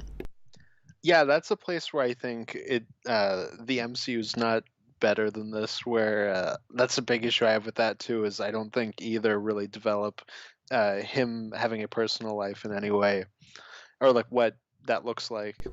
Yeah, because we actually do the same thing a little bit in the MCU, where he isn't dating. He's kind of afraid to have a social life, and he wants to go on as many missions as possible. Mm-hmm.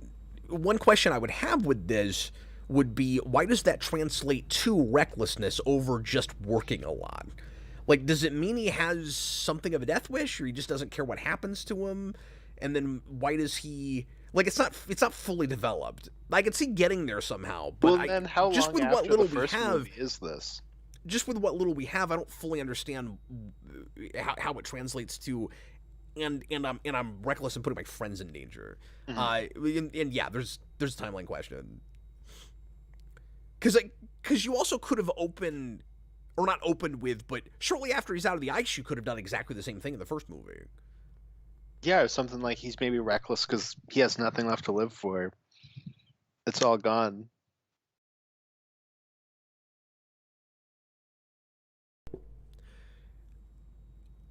Should we get to some of the... Oh, sorry. Go ahead. Real quick. I didn't have this thought before, but perhaps the impetus for this, because you don't really have an inciting incident beyond anything that happened in the first movie, maybe it should have been the death of Bucky. Okay, yeah. No, that would have been a good place to take it. Because in the books, he spends a lot of his time hanging out with elderly people. Mm-hmm. Yeah, which is a choice I really like. I really like that. Yeah, where he can't relate to people that look his age now. He's got to go find people in their 80s and 90s. And what if this movie opens with everyone he knew is dead now, or everyone he really cares about finally is dead? Yeah, like maybe instead of then it would make opening the way we do, we open with him at the funeral or something. Kind of like what Civil War does with Peggy. With Peggy, yeah, that'd be great. Yeah, absolutely. But yeah, would you read those super chats? Yes. So let's see. So we did the Flash one. Okay. Chewbacca's Lover, $10. My mom rented this movie and left the room, and I was afraid if she came back in and saw what was in the movie, she would turn it off, which was dumb because she lets watch X-Men and many PG-13 movies. Yeah, I don't know if that's just because of violence or. Hmm. Yeah, and I mean, I think I've talked about it, but I was allowed to watch like anything as a kid, so it's hard for me to relate to a Yeah, lot you of don't that you stuff. don't relate to that at all. Yeah. And uh, I do to some degree, but like there'd be maybe a couple places in the second movie, violence wise, that I would be a little bit unsure of with showing like my youngest kids. But other than that, I wouldn't think a lot of it. mhm.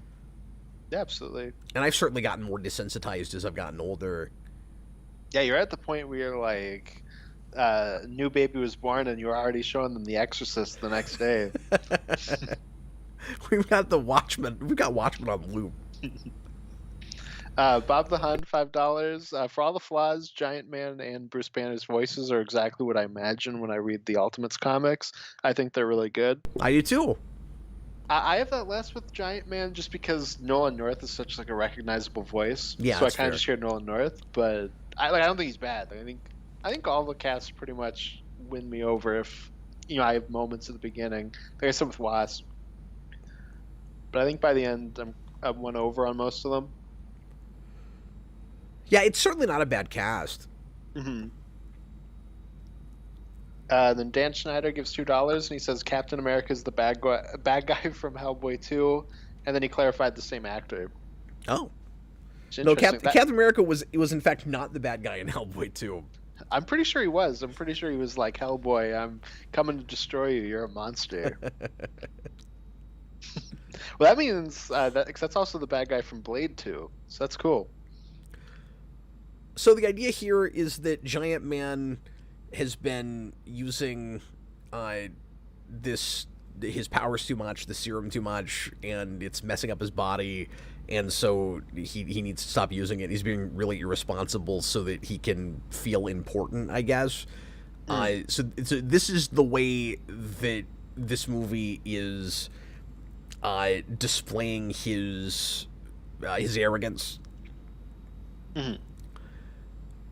and she just will not stop yelling at him about his ego. Was Hank Pym? He's egotistical. Say thank you. I get it. I don't need I to would keep hate him saying more that for word. having an employee with a dumb soul patch instead of the color of his regular hair. That's hilarious. But the motivation's not bad. I do think it's kind of interesting that in this he has been Ant-Man, or at least that's the way they kind of talk about it.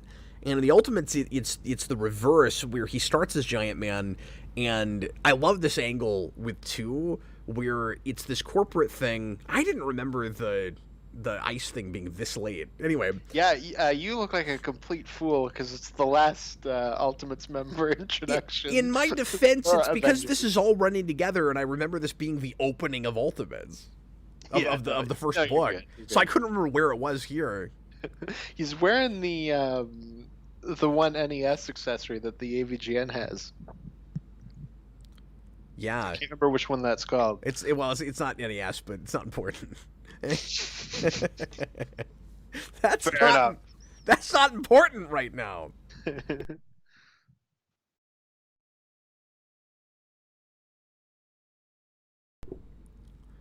And we also keep it on the heart thing too, which is more traditional. Though Yep, which Ultimates doesn't do.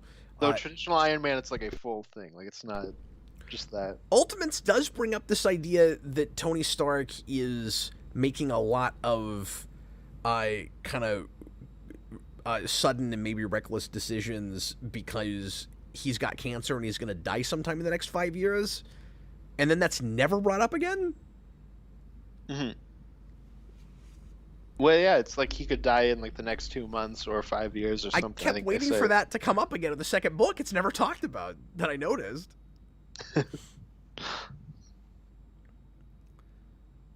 So yeah, we got to reintroduce all these characters and make it a team coming back together movie again. When Thor's in an epic. He's in a completely different movie. Yeah. He's cutting himself to bleed on his runes. So it is runes. So is it not kind of odd that we keep it a mystery the whole first movie as to whether he's kind of, as to whether he's really the mythic Thor, and then his first scene here, there's no question anymore. I guess because Thor gets so little to do in that first movie, I wasn't even thinking about it. But my first thing here was, I was like, oh, it's Age of Ultron. He just had a vision that all the Avengers are going to die. Yeah, I was going to say that too. That's one of those interesting coincidences. Another Age of Ultron thing, I guess I'll mention this while we're talking about that. Another Age of Ultron thing that this just happens to do is full-on hulked out Hulk running off by himself at the end. Mm-hmm. And then it's got the Infinity War thing if you have Wakanda in like a big bubble and aliens are invading. Oh, that's true! Mm-hmm. I didn't even think about that. Well, that wasn't awkward. Did he really have to say Daddy's home? Of course, he's Tony Stark. Daddy's home. Okay. Oh, he just said it's good to be back. Oh, it's like good in Iron Man 2. Look at that. Oh, and also at the end when Iron Man's like trying to hold up the rock thing from falling, it reminded me of Age of Ultron. Oh yeah, good call. Okay, so I'm sure I don't know if this is intentional on his part, but Nick Fury is an absolute jerk and the movie doesn't know it. Mm-hmm. Because somehow it either got past him or he picked this psychiatrist who hates Bruce Banner because he used to work for him and he fired him or something. Mm-hmm. So, like, that's not a conflict of interest. So that guy is literally torturing Bruce Banner to get back at him for affecting his livelihood. I don't know. It's Nick Fury. How did he get this job? That's not okay. It's also the most Mark Millar cynical sort of thing in these movies. That is true. That is something he would do.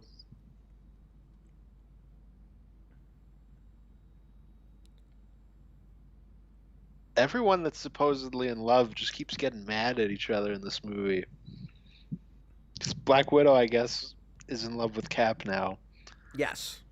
Yeah, that's who we paired up this time around. Mm-hmm. And they don't have the same interpersonal conflict that he has with Wasp, who he's dating in the second book, where she struggles to relate to him because he's a man at a time and he only wants to hang out with old people, and he struggles to relate to her because she watches raunchy movies and has friends who use profanity. None of that is here, and you could have used that to drive home his feelings of his feelings that he doesn't belong. You know what it sounds like you wanted, Cap? What's that? Black Widow to be like, Kip, I do not want to watch the SpongeBob movie. That's in your the favorite Ultimates. line. Yeah. Was that yeah, that's at the beginning of the second book, yeah. Oh, that's in the second one? Okay, I couldn't remember. No, of course it is. They should have had her say that. Bob the Hun gave another $5 super chat. He says Thor is Thanks, just man. 616 Thor now. He doesn't act like Ultimate Thor in this. They abandoned the whole hippie That's aspect. true. That's true, yeah. Thor gets so little to do in these movies. I wasn't thinking about it too much, but you're right. Well, but you praised the first movie for bringing that in, and then they really I had do to kind give of it a abandon vote, it. Cap. Where he's like, I gotta give it something. I'd already forgotten what happened in the second movie. No, he's not an activist anymore or anything. That's a big question I have about the second Ultimates book, is because it kind of feels like we're doing this just to draw that mystery out. He at the end of that book brings in through the Rainbow Bridge an army of people through Asgard, which he could have used, it seems like, at any time to prove that he was really Thor. Well, it only happens because of Scarlet Witch, so it's okay. Oh, because of her The probability powers. Yeah, that's hilarious. She does use them right then. Yeah, because she's like, I changed the probability so that Thor and an army will show up. That's so ridiculous. But he could have done that, and I think, I'm not sure what would have been stopping him. Mm-hmm. Well, it's the probability wasn't high enough. And so I do kind of have that question a little bit with this, where I don't know what exactly like his terms were with Odin for like what exactly his mission is Well, on and that's something Earth, we didn't really talk and about, which why is he would have just been being an activist. Ultimate Thor's hammer doesn't have the worthy thing, No, but but it does in this. but it does in this, and then they immediately break it with Hulk. Well, and they don't even unless there's a place that I missed or I'm forgetting, Austin. It's with Hulk where you realize the worthy thing is there, and then they break it immediately. Where he starts to lift it, and it's really heavy, but then he's able to just pick it up. Because their idea is, well, Hulk's like really strong. Yeah. That's not how that works. So But if you're then, strong enough, it breaks being worthy, and I'm like, well, that's a crap enchantment. yeah, I remember again in the first movie because of Ultimate Avengers, because there's that moment where he starts to try to pick up the hammer when he fights Thor, and I was like, oh no, oh they're doing it. Oh, thank God. Yeah. But then Captain America finally full on lifting it in Endgame worked okay for me. Yeah, It helps that it was seeded earlier. yeah, for sure. Well, I mean that's the type of thing you do when it's your like big 10-year finale. Plus, Captain America is more worthy than Hulk. So I like this exchange that Captain America and Iron Man have here, where they kind of break down the difference in how they view the world and in what they're after. Where Iron Man says, and like it's on the nose, but where Iron Man says, I'm in it for the glory, and you're in it for whatever he says, but like for more altruistic reasons. Mm-hmm. And I like that they can like still work together and be friends, even though they're kind of different in their level of selflessness and all of that. I also don't mind them being there being animosity between them sometimes, like in MCU with that. But it's interesting and kind of curious to me that both this and the Ultimates books don't really have them, fighting at all. No, it is true. They fight Hulk and then they fight Thor, and that's it. So I like that idea I almost said on principle. On paper, I think Yeah. my issue with it is just that I see it less as like a character building moment and more just really obvious setup. And then we don't develop any of that with Iron Man, but it's just set up for him to at the end be like, well, I'm gonna do the thing that's the reverse of what I said at the beginning. Yeah. No, it's true. Look, I'm trying to give it something. No, I agree. Like it's almost there. I like the moment. Yeah, and that's both these That's movies, what's right? frustrating. It's just almost constantly there. it's almost there. Yeah, yeah. It needs another little moment. Like there needs to be another little scene between them in the middle. Do we need another movie in the middle where they're also fighting the Chitauri?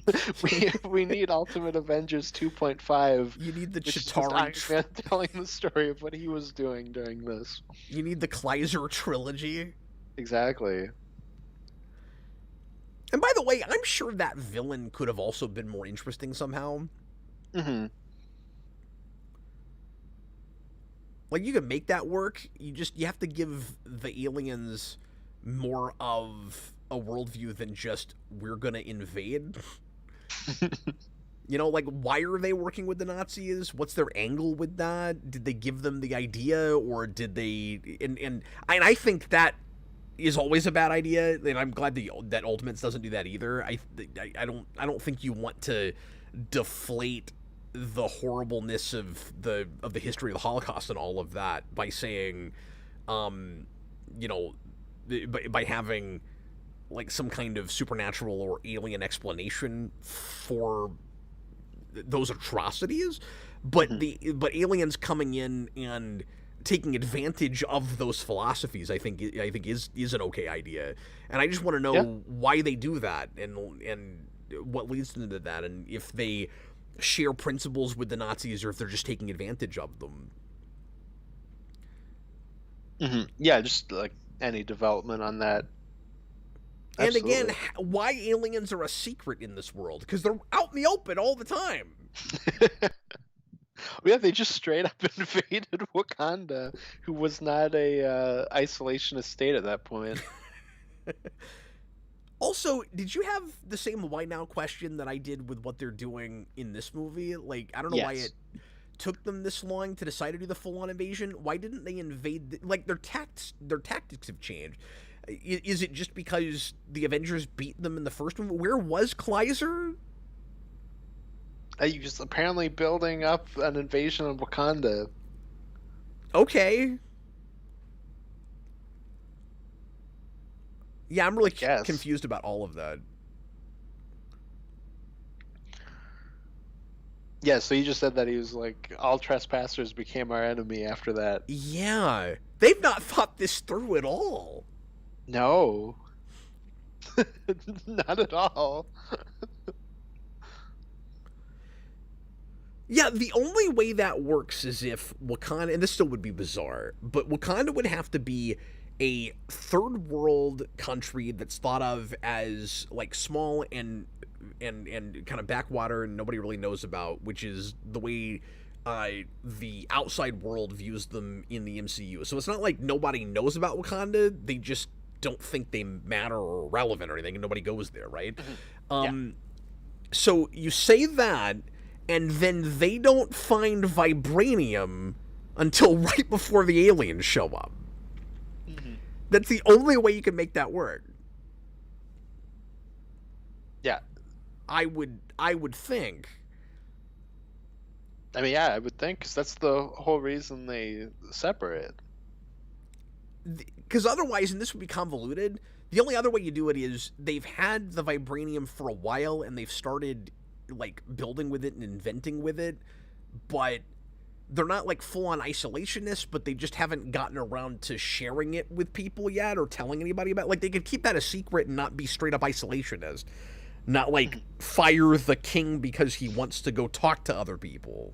You know, like, level of paranoia. Before like 1940, could you travel to Wakanda and just have a vacation there? I'm assuming so. That's such a terrific point. I'm really glad that you paid close enough attention to this to realize. Like that. I said, I had to rewind because I was like, "There's no way he just said that." Like I clearly misheard. That's so stupid. No, it's really stupid.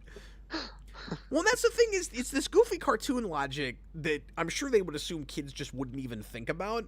But again, it's a PG-13 thing with some violence where they want adults to look at this. Everybody say it with me, folks. Who's it for?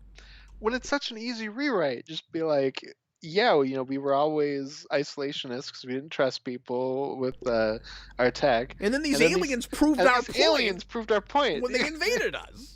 Exactly. Like, maybe you could have something like, oh, there's this world war going outside. Like, should we maybe do something? Oh, we just got invaded by aliens. Yeah, never mind. Okay, to be fair, Nick Fury did just bring up the hippie thing again. Oh, okay. But we don't actually see Thor do that, and he's just full-on communing with Odin in this. Well, like Age of Ultron, he's just kind of doing his own vision thing.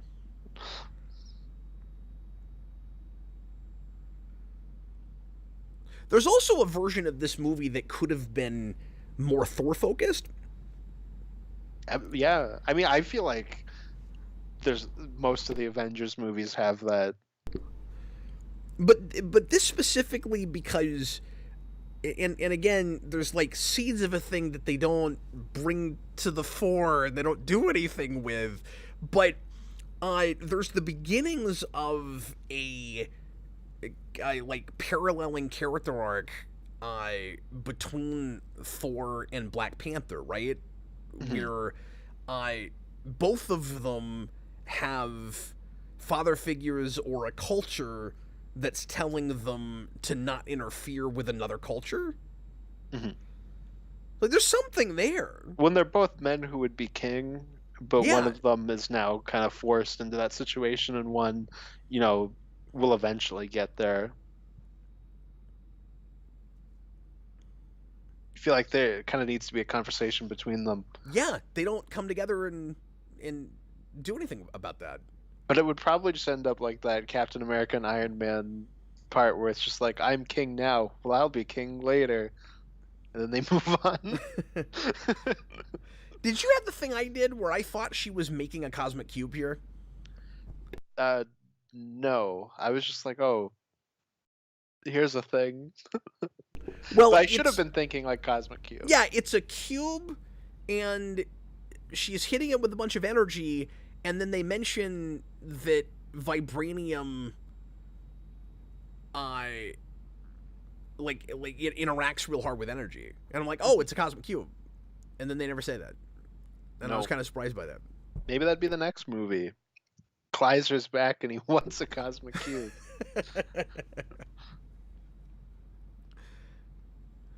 And if you have a charismatic or menacing enough villain, you know, like the Shredder or somebody, you certainly can keep bringing them back, and it doesn't have to necessarily be a new villain for your sequel. But you're always risking sequelitis when you bring in the same villain, especially if that person wasn't super compelling in the first place, or you don't have anything new to say with them, or they get sillier the second time around. Well, at least with Kleiser, he was only in the opening scene. Yeah, they didn't do anything with him in the first place. But was that a loose end anybody was chomping at the bit to see wrapped up? Yeah, it's just like a writing mistake in that first movie. That he doesn't come back. Like, we gotta make a whole movie over this writing mistake. I feel like Mark Hamill's character looks like Stephen Strange. Yeah, but as a psychiatrist. But he's wearing, Daredevil glasses. He's wearing Matt Murdock glasses. Their update is that he can see the magic world through his glasses. Oh. I just can't get over the fact that guy was hired for that job. And then he's, like, hitting Bruce Banner with gas. I mean, don't we all wish we could do that to Bruce Banner? But like I said, that is the most Mark Millar thing here, where he has to pay for that by rewatching the footage over and over and over again. And I like the idea that eventually, in that torture and being forced to keep watching it, he finally, comes up with an answer for how to beat the aliens. That whole thing is way too easy. Well, while we're on the, Stan Schneider left a $10 super chat. Oh, thanks. To say exactly that. He says, Mark Hamill's character is a very Mark Millar character. Not just the premise, but his dialogue feels like what Millar would write. Millar would also implausibly have him get assigned to Hulk. Yeah, I think he definitely would, but there would also be more, satire. It wouldn't just be like, here's this. Well, it feels out of place in this thing that's supposed to be based on the Ultimates, but isn't enough like that book in what it's setting out to do. Yeah, there'd be more of a point to it. And so I'm like, why is it suddenly this dark? What is this movie about? I don't know. I think it's about like purple monsters named Thor. Oh, okay. Oh, there is a Black Panther right there. There's two of them.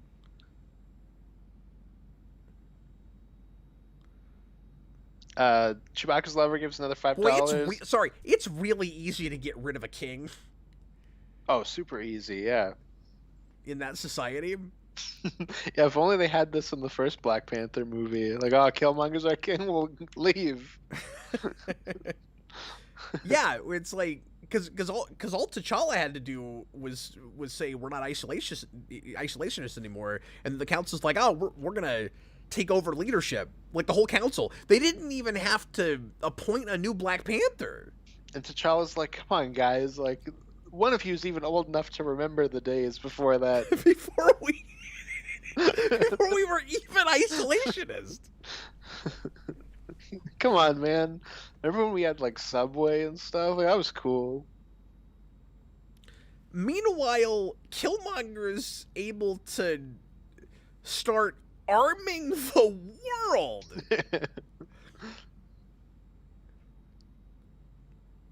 already know about them. They were the villains last time. Nick Fury, there's a new villain in town. They're calling themselves the Chitauri. Yeah, Thor. This is the second movie. There's a new villain in town. His name is Kleiser. Wait a minute. Batman. That sounds awfully familiar. Batman, there's a new villain in town, and he's calling himself Two-Face. I know, Gordon. We've dealt with this guy before. I'm pretty sure he died last movie.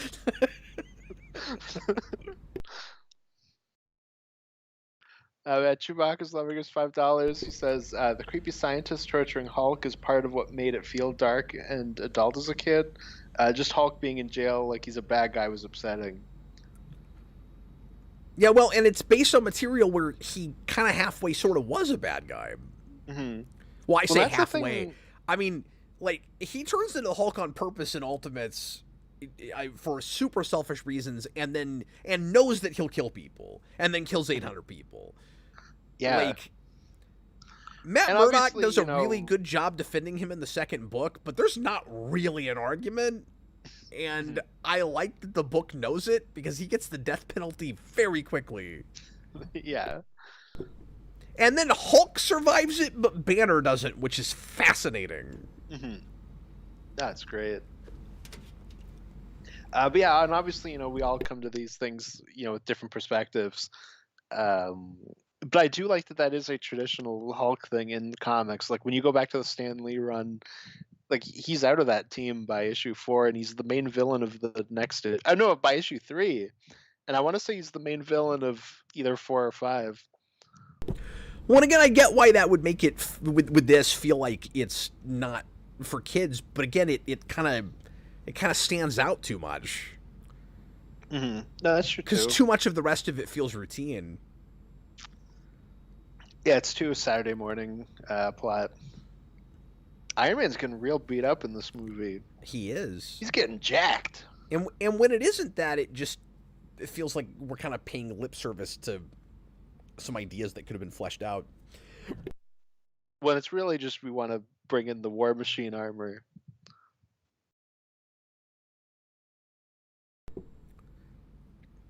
Yeah, it just seems so strange to have Tony Stark wearing that armor and there's like no discussion of anybody else in it. Mm-hmm. I don't know where else we've ever done that. Yeah, I don't know. Just very strange. There's this enormous alien craft. We've been preparing for this since 1945. There's a new invasion in town. They're calling themselves the aliens. No one should be surprised by this. There's aliens everywhere. Odds are you've probably seen them.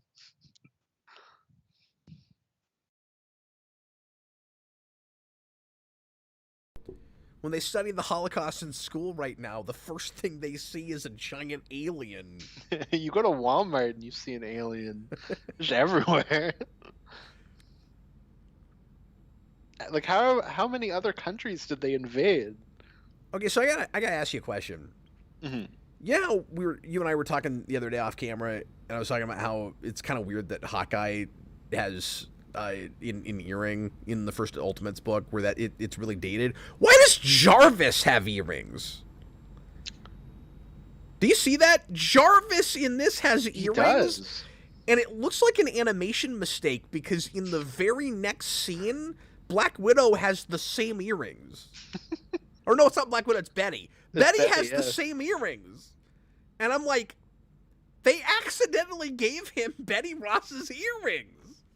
At least they weren't big hoop earrings, I guess. That's weird, yeah. That's Am I like the wrong? last character in these movies, I would imagine, with earrings. That has to be why he has those. And I don't think he had them in the scene he was in previously either. Maybe. I wasn't too focused on his lobes. I wasn't either, but we saw it long enough. You weren't focused on his Jeff Lobes? On his Jeff Lobes, yeah.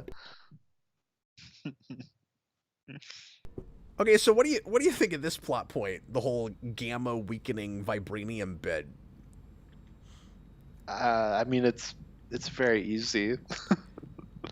It feels like they kind of worked their way backwards and were like, how are we going to take these aliens down?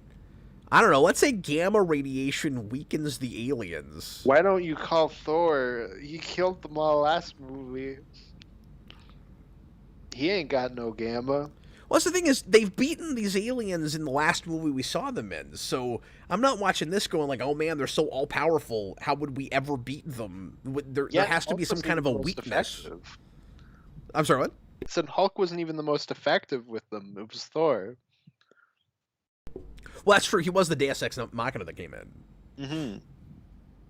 Yeah, and they're trying to play it kind of like in Ultimates, where there's this catch-22 of Banner shouldn't have done what he did in becoming the Hulk on purpose, but if he hadn't done that, what would have happened to everyone?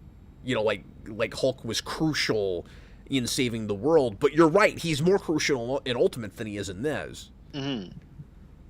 So maybe there isn't really as good of an argument. At the same time, the only reason he's in trouble really is because he went against orders, which they all did earlier in the movie.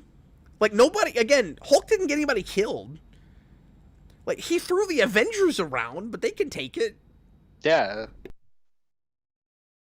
I don't care about those guys anyways, whatever. I'm not convinced that what Captain America does in this is any,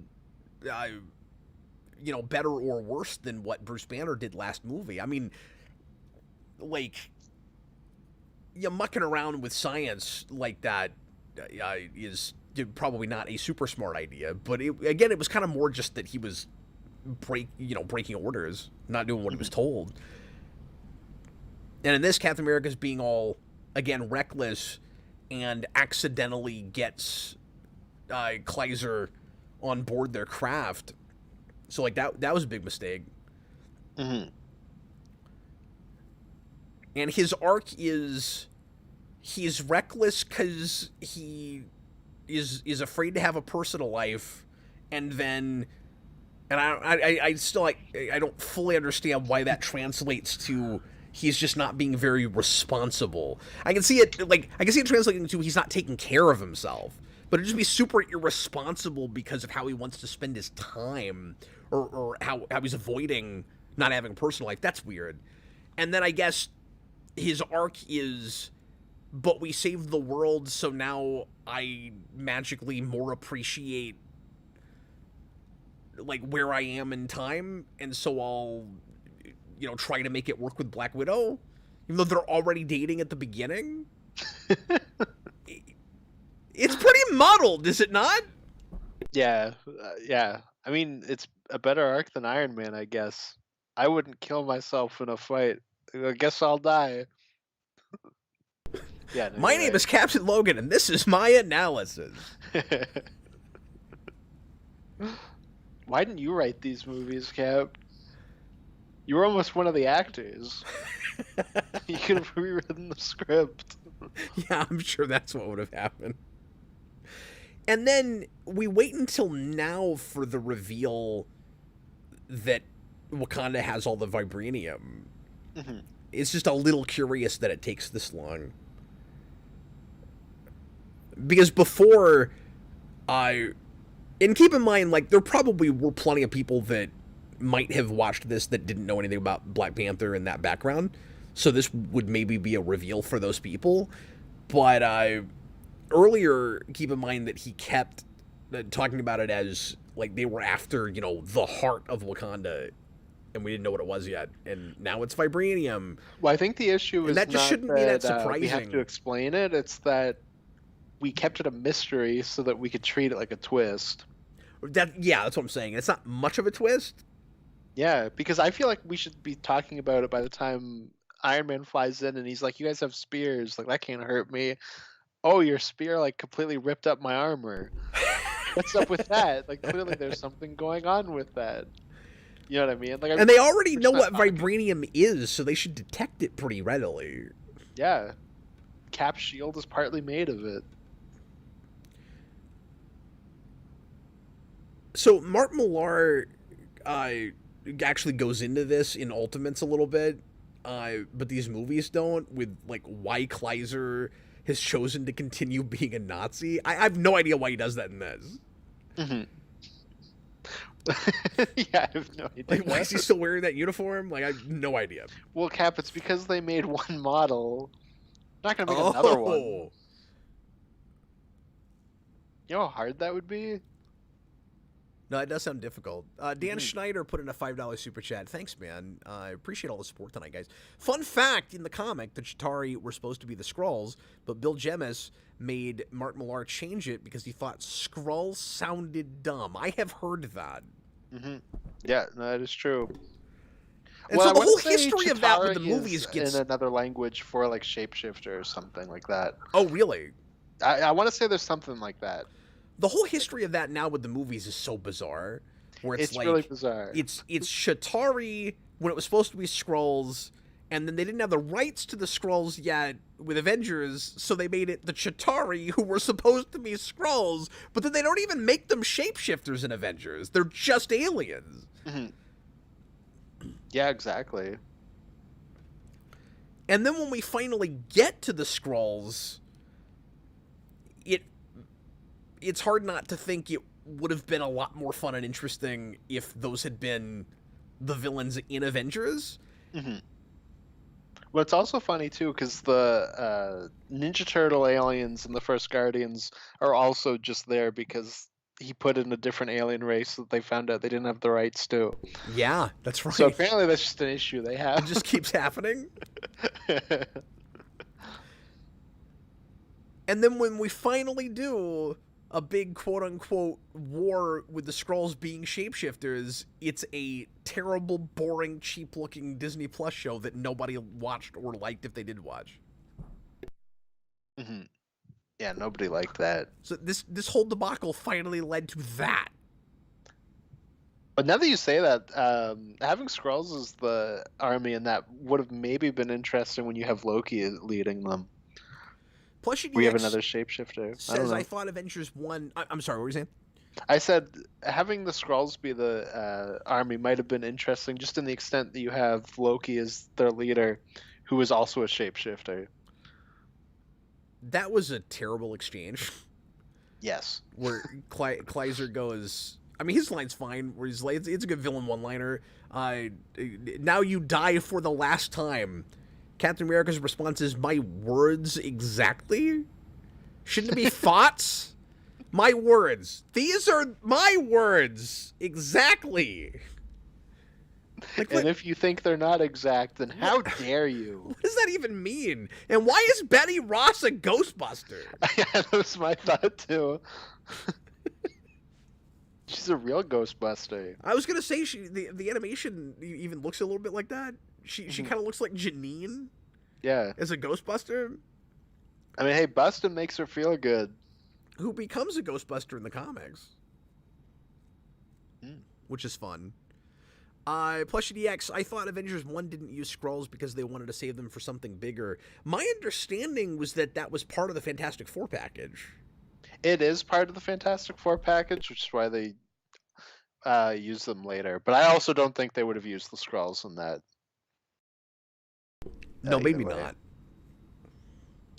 That probably depends entirely on just Whedon and what he wanted to do. Mm-hmm. So I can't really answer if he would have thought to use Skrulls. Yeah, who knows? Bob the Hun, $5 super chat. Thanks, man. Obviously, this is watered down. How far do you think they could go before they alienated people, assuming it to still be PG-13 and for a mass audience? I mean, there's the obvious big stuff from the first Ultimates book that they would have never been crazy enough to put in even a rated R cartoon. Yeah, some of the language and like sexuality stuff obviously would never have been there. Yeah, but especially like the abuse scene with the napalm line, yeah, like you never would have seen that. Mm. I just want Hulk eating people. That's the best part of Ultimate Hulk. I could see and this wasn't his question, but like if we did it, now, and we did forgetting Disney or whatever, like let's say we did it a few years ago. And before Disney, was doing like if it couldn't go on Netflix, like before Disney Plus, I I could see Hank Pym like still being an abuser and that being talked about, but we wouldn't see that scene. Yeah, it's hard to say because we're definitely at a place where we'll never see the abuse thing again. But then, you know, a lot of that's just where we were by 2015. Well, I guess the real question is, could you see an actual adaptation of that book where it's not supposed to be definitive Avengers and appeal to a broader audience, but it's sort of like doing like the Like a DC side Netflix adapted, like the DC side has done Ultimates. things like Superman Red Son, for instance. Like could you see it now under any umbrella where we actually adapt the Ultimates? And if we did, is it possible that you would get things like that scene? Because I kind of, even if you did Ultimates, I don't think you'd get that. Yeah. I'm glad you brought up Red Son because I was going to mention at one point that Millar apparently has really bad luck for animated adaptations, but He then sure really does. good luck for live action adaptations. Where Civil War and Kick-Ass are both better than the material. Same with Kick-Ass. I always forget Kingsman. Civil War is Millar. Mhm. Yeah, because that was supposed to be in Ultimates, and then that's really? part of the issue. Yeah. Well, and I read that one of the movies they were gonna do was Ultimate War, Mhm. and I don't even know what that is. Yeah, I don't know. Well, and the other thing to remember too is Millar's also part of the creative committee for the MCU early on. Oh, that's right. It all makes sense. It all comes together. Yep. Yeah, you have him, Bendis, and Quesada in terms of comic people were on that. Casada sounds like a Mexican appetizer. Exactly. So now Tony Stark is War Machine.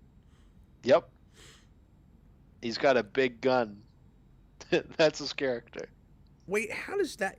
I don't understand how Kleiser works.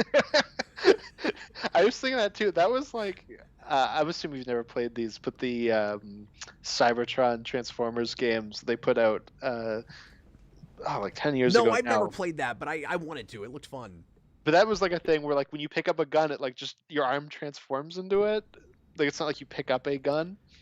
Well, It was like the exact same thing he just did. but he picked up a piece of another alien and put it on his arm. I have so many questions. Because it wasn't even him, it was another alien, and he's the only one that shapeshifts. So, is he part of that race?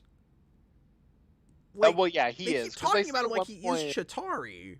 They say at one point he's what Captain America is to humans. Oh, I'm sorry, Chitauri. they did say that. So that works okay. So he's their version of a super soldier. Because that's also their explanation for why he's the only one that shapeshifts. So that's supposed to be the mirror thing. Yes. That's how he is Captain America's arch nemesis. Yeah. Which is what Red Skull was. Red Skull was also a super soldier. Mm-hmm.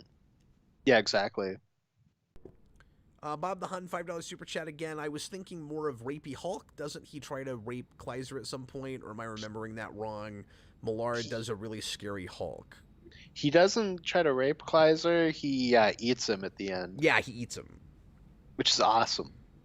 Yeah, and that's supposed to be like a poetic justice thing because I just remembered this. The Chitauri in that can only shapeshift into people they've eaten. Oh, that's right. I forgot about that. And so Hulk eats him because he was going to eat other people. Yeah, and doesn't he say something where he's Isn't that like, right? Hulk eat you instead or something? Yes. Yeah, that's what it was. And then there's that really messed up line at the end where he's in the prison and Banner's like, yeah, I'm still picking pieces of him out of my teeth. Oh, yeah, it's gross. Yeah, that's awesome. He has also a track record of Hulk things being very divisive with people. Mm-hmm. Yeah, because that's also a big thing with Old Man Logan. He also has the Hulk babies in Old Man. That's what I was going to say. And they're both things that I'm fine with.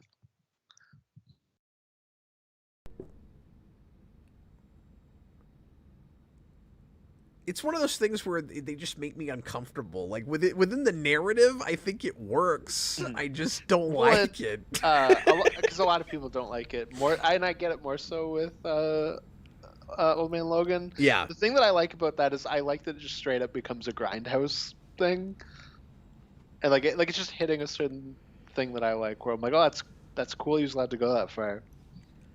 Yeah, there's just certain things. It's just me and my sensibilities, right? Where you'll cringe at stuff where you're like, it makes sense in this context. I just never wanted to see that happen. You know what I mean? Where Absolutely.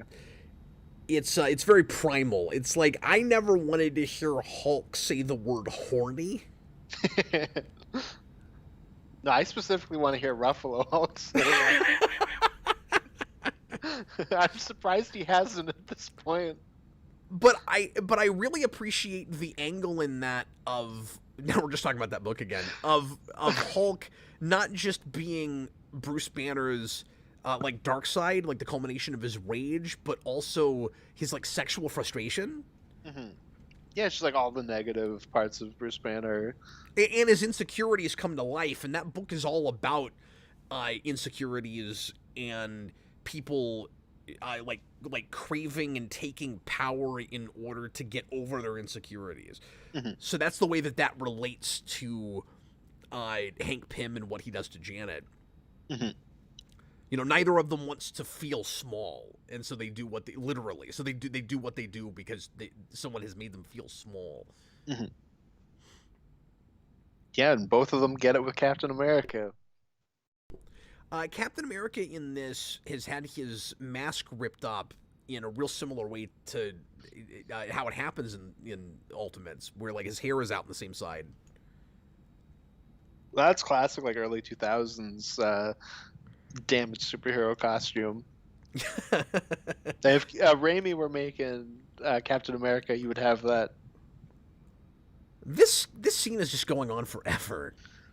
I like the Kleiser before he transforms. He has like the Black Panther teeth after Black Panther just did the Panther face. Oh yeah, that's true. But he turns into like a Resident Evil boss. Yeah, I just wish he had more of an angle, more of some kind of worldview beyond just I'm a super soldier, you're a super soldier. We're gonna take you over now. You hate the spider. I hate the spider.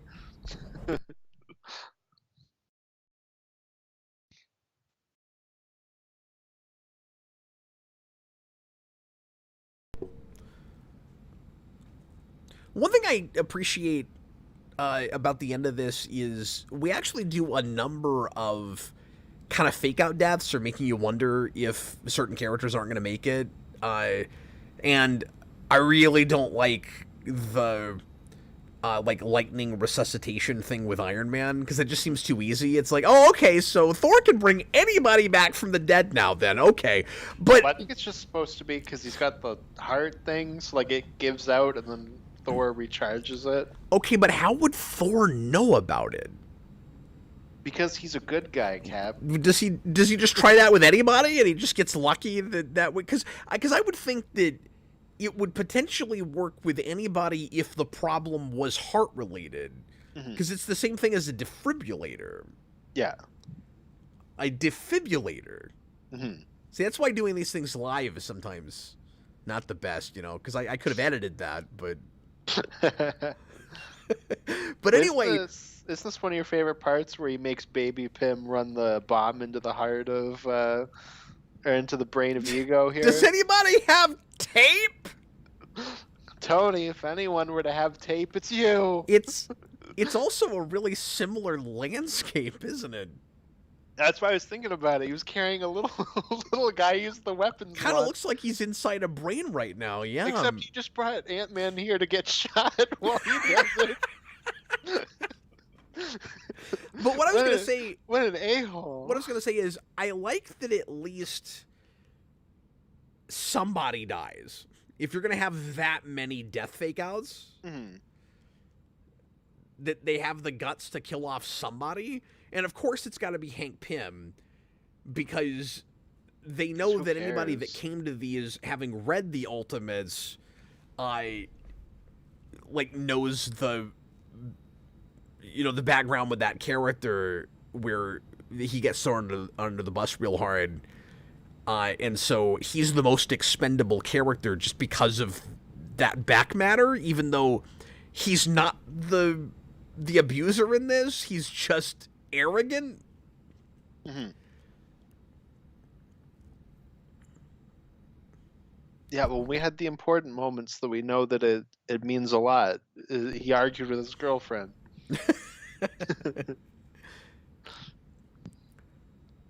So I guess the idea here is just supposed to be he's I guess you have this kind of theme of people trying to prove that they're like worthy of being a hero or whatever, where they just want to feel relevant and important. But wait, why did Hank go up there? They made a big deal. They're like, Hank, you'll probably die if you go up, and he's like, no, I got to do it. And then he didn't do anything. Well, I mean, we were talking over it. He broke something. I'm not sure what exactly he did. Because I had that thought too while I was watching it. I was like, wait, why couldn't Wasp do it? Because she could also get small, but then he had to get big to do something. Well, so the idea was to get shot at. I guess just to ward off people while Iron Man did the thing. Yeah, I'm not sure. I questioned that myself. And Iron Man already has a thing to do. He's gonna do this. Yeah, because I gotta do everything. Because they both have to do the self-sacrifice thing, but Iron Man gets to live because we're only gonna have one token death, and because but he's one of like the main trinity of the Avengers. You can't kill Iron Man. And because we have well, it turns out that you could have because they're not gonna make any more. But yeah. But yeah, you've got the clear redemption arc where it's pretty predictable that if somebody's gonna die, it's gonna be him. It's gonna be Hank Pym. Well, like I said with Tony, like all the setup for this was just earlier on in the movie. He was like, "I'm not the type of guy that would sacrifice myself." Oh, we got to do this. Okay, I'm sacrificing myself, everybody. Yeah. That was his arc. Well, and the Ultimates comics kind of risk having too many conceited, arrogant characters of the same ilk and kind of repeating themselves. And like that's a risk it takes, and then ultimately they're all very unique, and I think these have that problem. When Tony's got the best not self-sacrifice in Ultimates 1, where he grabs the bomb and Black Widow's like, "Oh my God, thank you, Tony! Like I can't believe you're sacrificing yourself." Oh yeah. He's like, "I'm not. I'm bringing the bomb out so that Thor can do it." He's like, Thor's got a place he can send it. Like, you're an idiot. That part's great.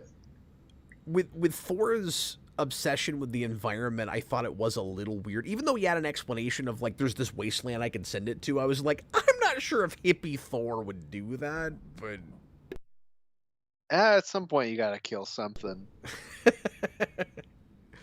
I have a poster of the whales that says that. At some point, you gotta harpoon something. There is a clear line with that character where his pacifism ends. Mm-hmm.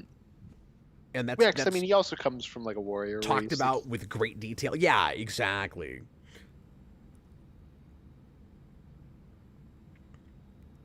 So is this supposed to be that idea where Bruce Banner himself is dead, but the Hulk survived it? I don't think so. I think he just became the Hulk, but I don't know.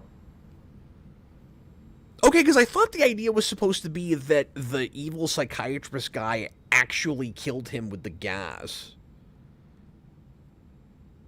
Maybe. That's not what I got when I was watching it, but maybe. If I'm right about that, that's interesting, because it would be the one thing that is actually kind of similar to something in 2, but that's probably completely on accident. Mm-hmm. Or, coincidence. Nah, yeah, only Hank can die. I was genuinely surprised that they did that, though.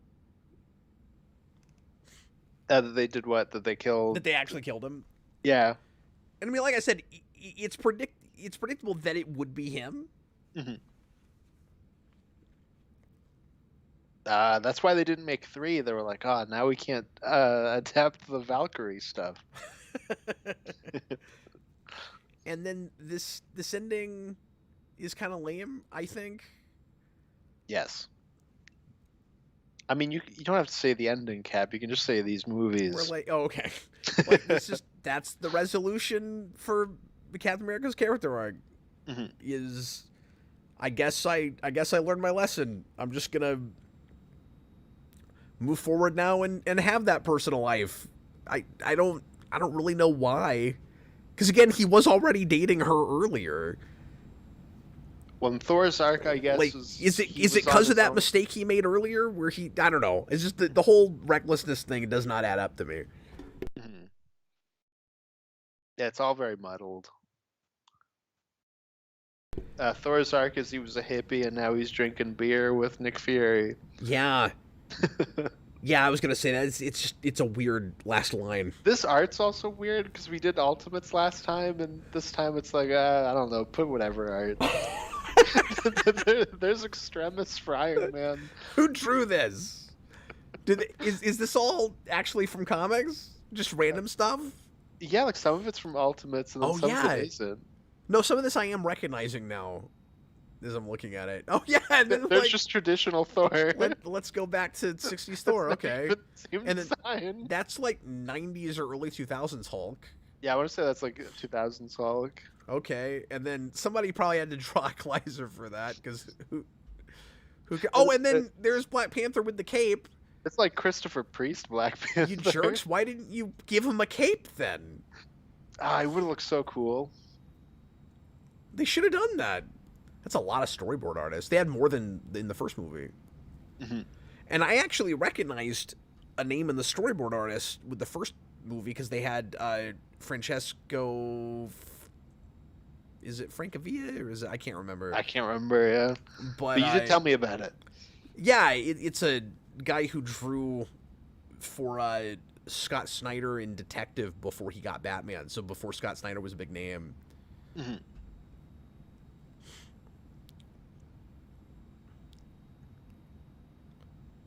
Sorry, apparently it's just one of those nights. I'll be right back. Oh, okay. No problem. Well, as soon as Austin gets back, we'll rate this movie.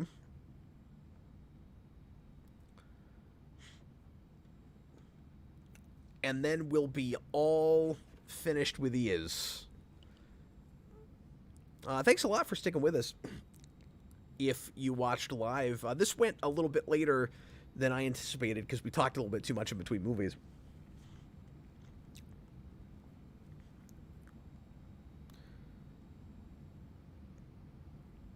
But yeah, these will not stick with me much past today, I don't think. It was a lot of fun going back to Ultimates, which I was not really in the mood for. Cynical's the word that people bandy about and that it's hard to not keep going back to, but just as, dark and sometimes gratuitous as that can feel. But especially with the second one, like I really got into that again and was kind of glad to go back to it. So, I mean, it's a little hit and miss. There's stuff I don't love about that. But that hurts this a little bit, too. Just because, again, there's that awkward thing where it's adapting them and not adapting, or at least that first one. Chewbacca's Lover, another $5 super chat. Thank you, sir.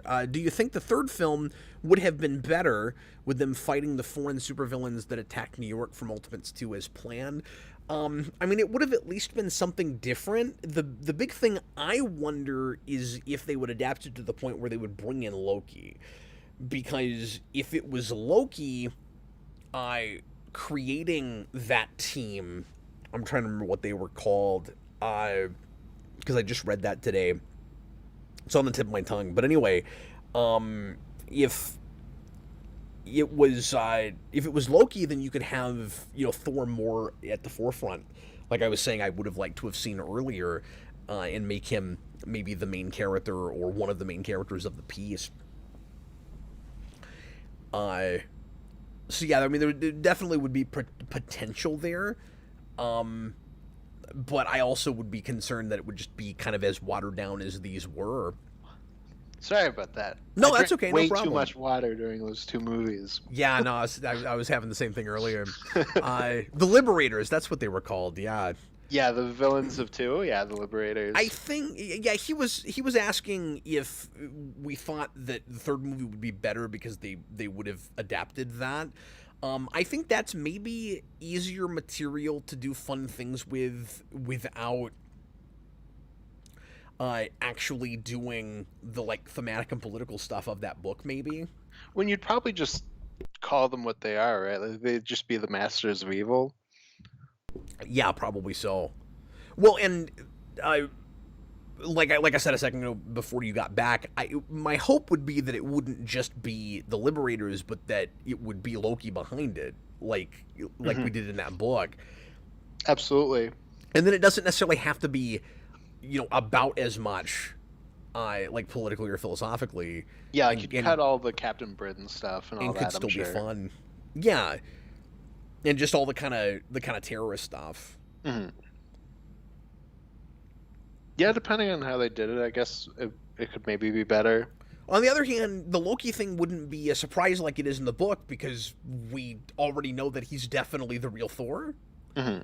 Like that's you wouldn't have like the big Avengers versus Thor stuff, which is some of the best stuff in that book. Yeah, that's true. Mm-hmm. No, I forgot about that. Well, and I love all the, surprise stuff with because like it's forever before that team can come back together because they're all splintered. Because like Hulk goes on trial, and then Loki makes everybody think that Captain America is a murderer, and then you find out that Black Widow is a murderer. Yeah, and was the, again, big spoilers for that. But that she was the mole that you've been looking for the whole time. There's this really. Because, like, somebody outs Bruce Banner at the beginning of the book, and you find out that it's her later.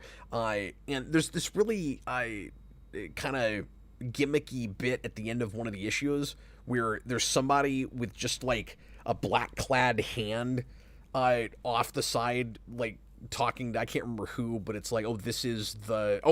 It's I think it's Ant-Man. Hank Pym, where it's like, oh, this is the mole. And, but we're not going to find out who it is yet. And then I still wasn't 100% sure who it was yet. I was kind of impressed that he was able to keep that under his hat as well as he did, while even having that character in a scene. Mm-hmm. Even though it was like a little, the cloak and dagger of it was a little hokey, but. Well, it is funny that the like Russian spy is the only Russian person on the team. Yeah, that's true. Anyway, let's go ahead and rate this movie and then wrap things up here. Yeah, and we have one Twitter tweet length review.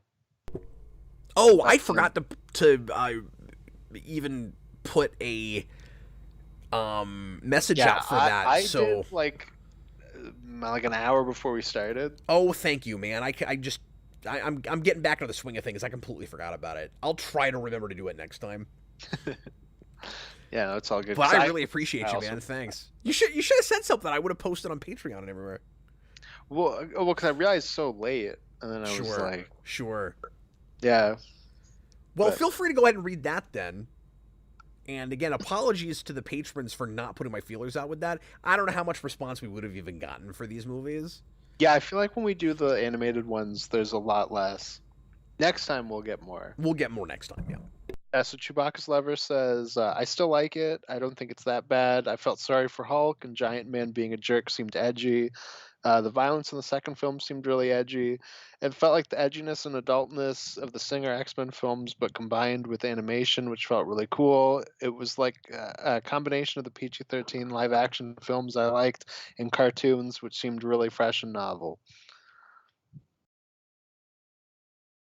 But no rating. Oh no, you didn't rate it. And yeah, we talked about all of that with him throughout this. Mm-hmm. But thanks a lot for the tweet length review. And again, I'll try to remember to do that next time. Okay, Austin, how do you rate this one? Uh, Very similar to the last movie. I will give this one a villain. I think they're very consistent in quality, though this one's slightly better. I don't think it's enough to knock it into the next tier. Yeah, I agree with you. I thought on this viewing, the second movie would bump up to a hero for me. I thought it would be, just marginally that much better. And then the things I really appreciated about it, like Captain America's character arc, kind of fell apart to me as I was talking about it. Mm-hmm. So I feel like I have to put it in the same category, and it's a villain as well. Yeah, absolutely. So It's apologies more to fun than Chewbacca's it's lover, not- but that's how I Sorry, feel what? about it. I'm sorry, what? I said it's at least not as boring in that it's not entirely a setup film, but it's also not especially more interesting. No, and I kind of feel like, and I'm saying this retroactively, so it's not really fair, but they should take Ultimate Avengers and Ultimate Avengers 2 and combine them into one movie called Ultimate Avengers. Called Obi-Wan Kenobi. But if they had done that, I wouldn't have this great menu where it scrolls for no reason. Exactly. Always got to look on the bright side of life. Austin, we alluded to it really hard earlier, and people that heard that part will already know what it is. If Well, I they're don't paying know, because when we attention. said it, people were like, ooh, they're going to do a discussion about bad origin films. So Oh, wow. I don't know if people guessed it, even though we basically winked and nodded to what it was. We really did, yeah. But Austin, why don't you go ahead and announce that? That was chosen in a poll on Patreon with the producers and the $5 tier over there. And what was selected, Austin? Well, first tell everybody what the category was. Okay, so what we did was we put up a poll of movies that were kind of relevant to the recent news, and we let people vote on it. And the options were Supergirl, X-Men Origins Wolverine, Deadpool, and Fantastic Four. The original Tim Story Fantastic Four. Exactly. And it's Fantastic Four, of course. Yeah. So I'm really excited that we get to do something that is in no way whatsoever reminiscent to or related to these films. Yeah, the good thing is that next time we won't be doing something boring. Yeah. And something that spins its wheels and is just an origin that's about people coming together and getting their powers in the first place. I mean, this wasn't about powers, I guess, but... That is true. And it was made in a completely different era. oh, wait. No, it was almost the same year. And it's made by a guy named Story, despite lacking one.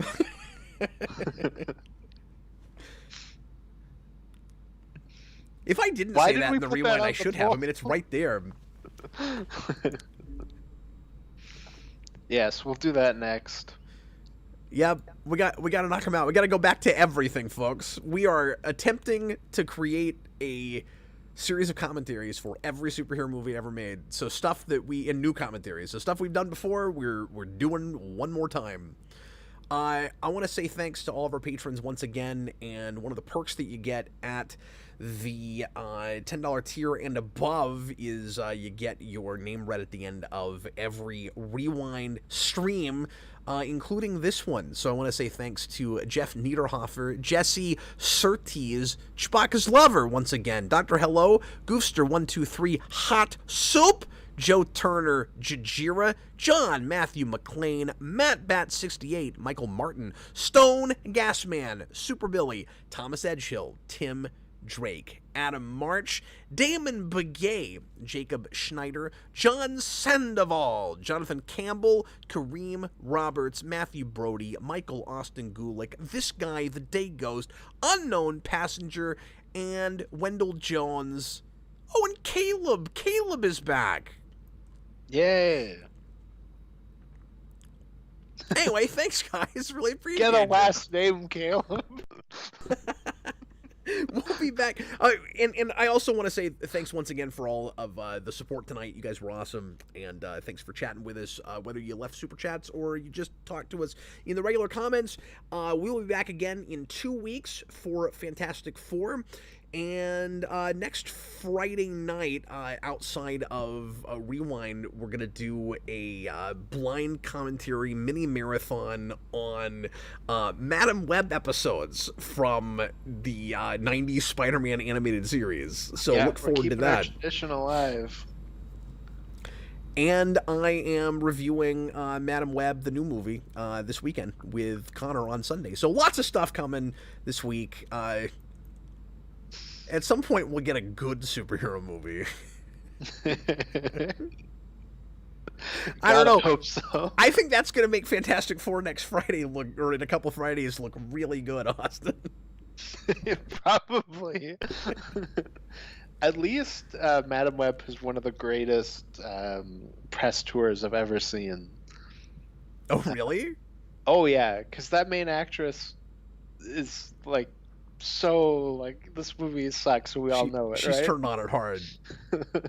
No, I've heard that. I got to look up interviews. I haven't seen anything with her yet. No, it's very funny. Anyway, appreciate you guys. Thanks a lot for watching, and we'll see you again real soon. I was Captain Logan, and this was Austin the Day Ghost. Bye, everybody. Later, folks.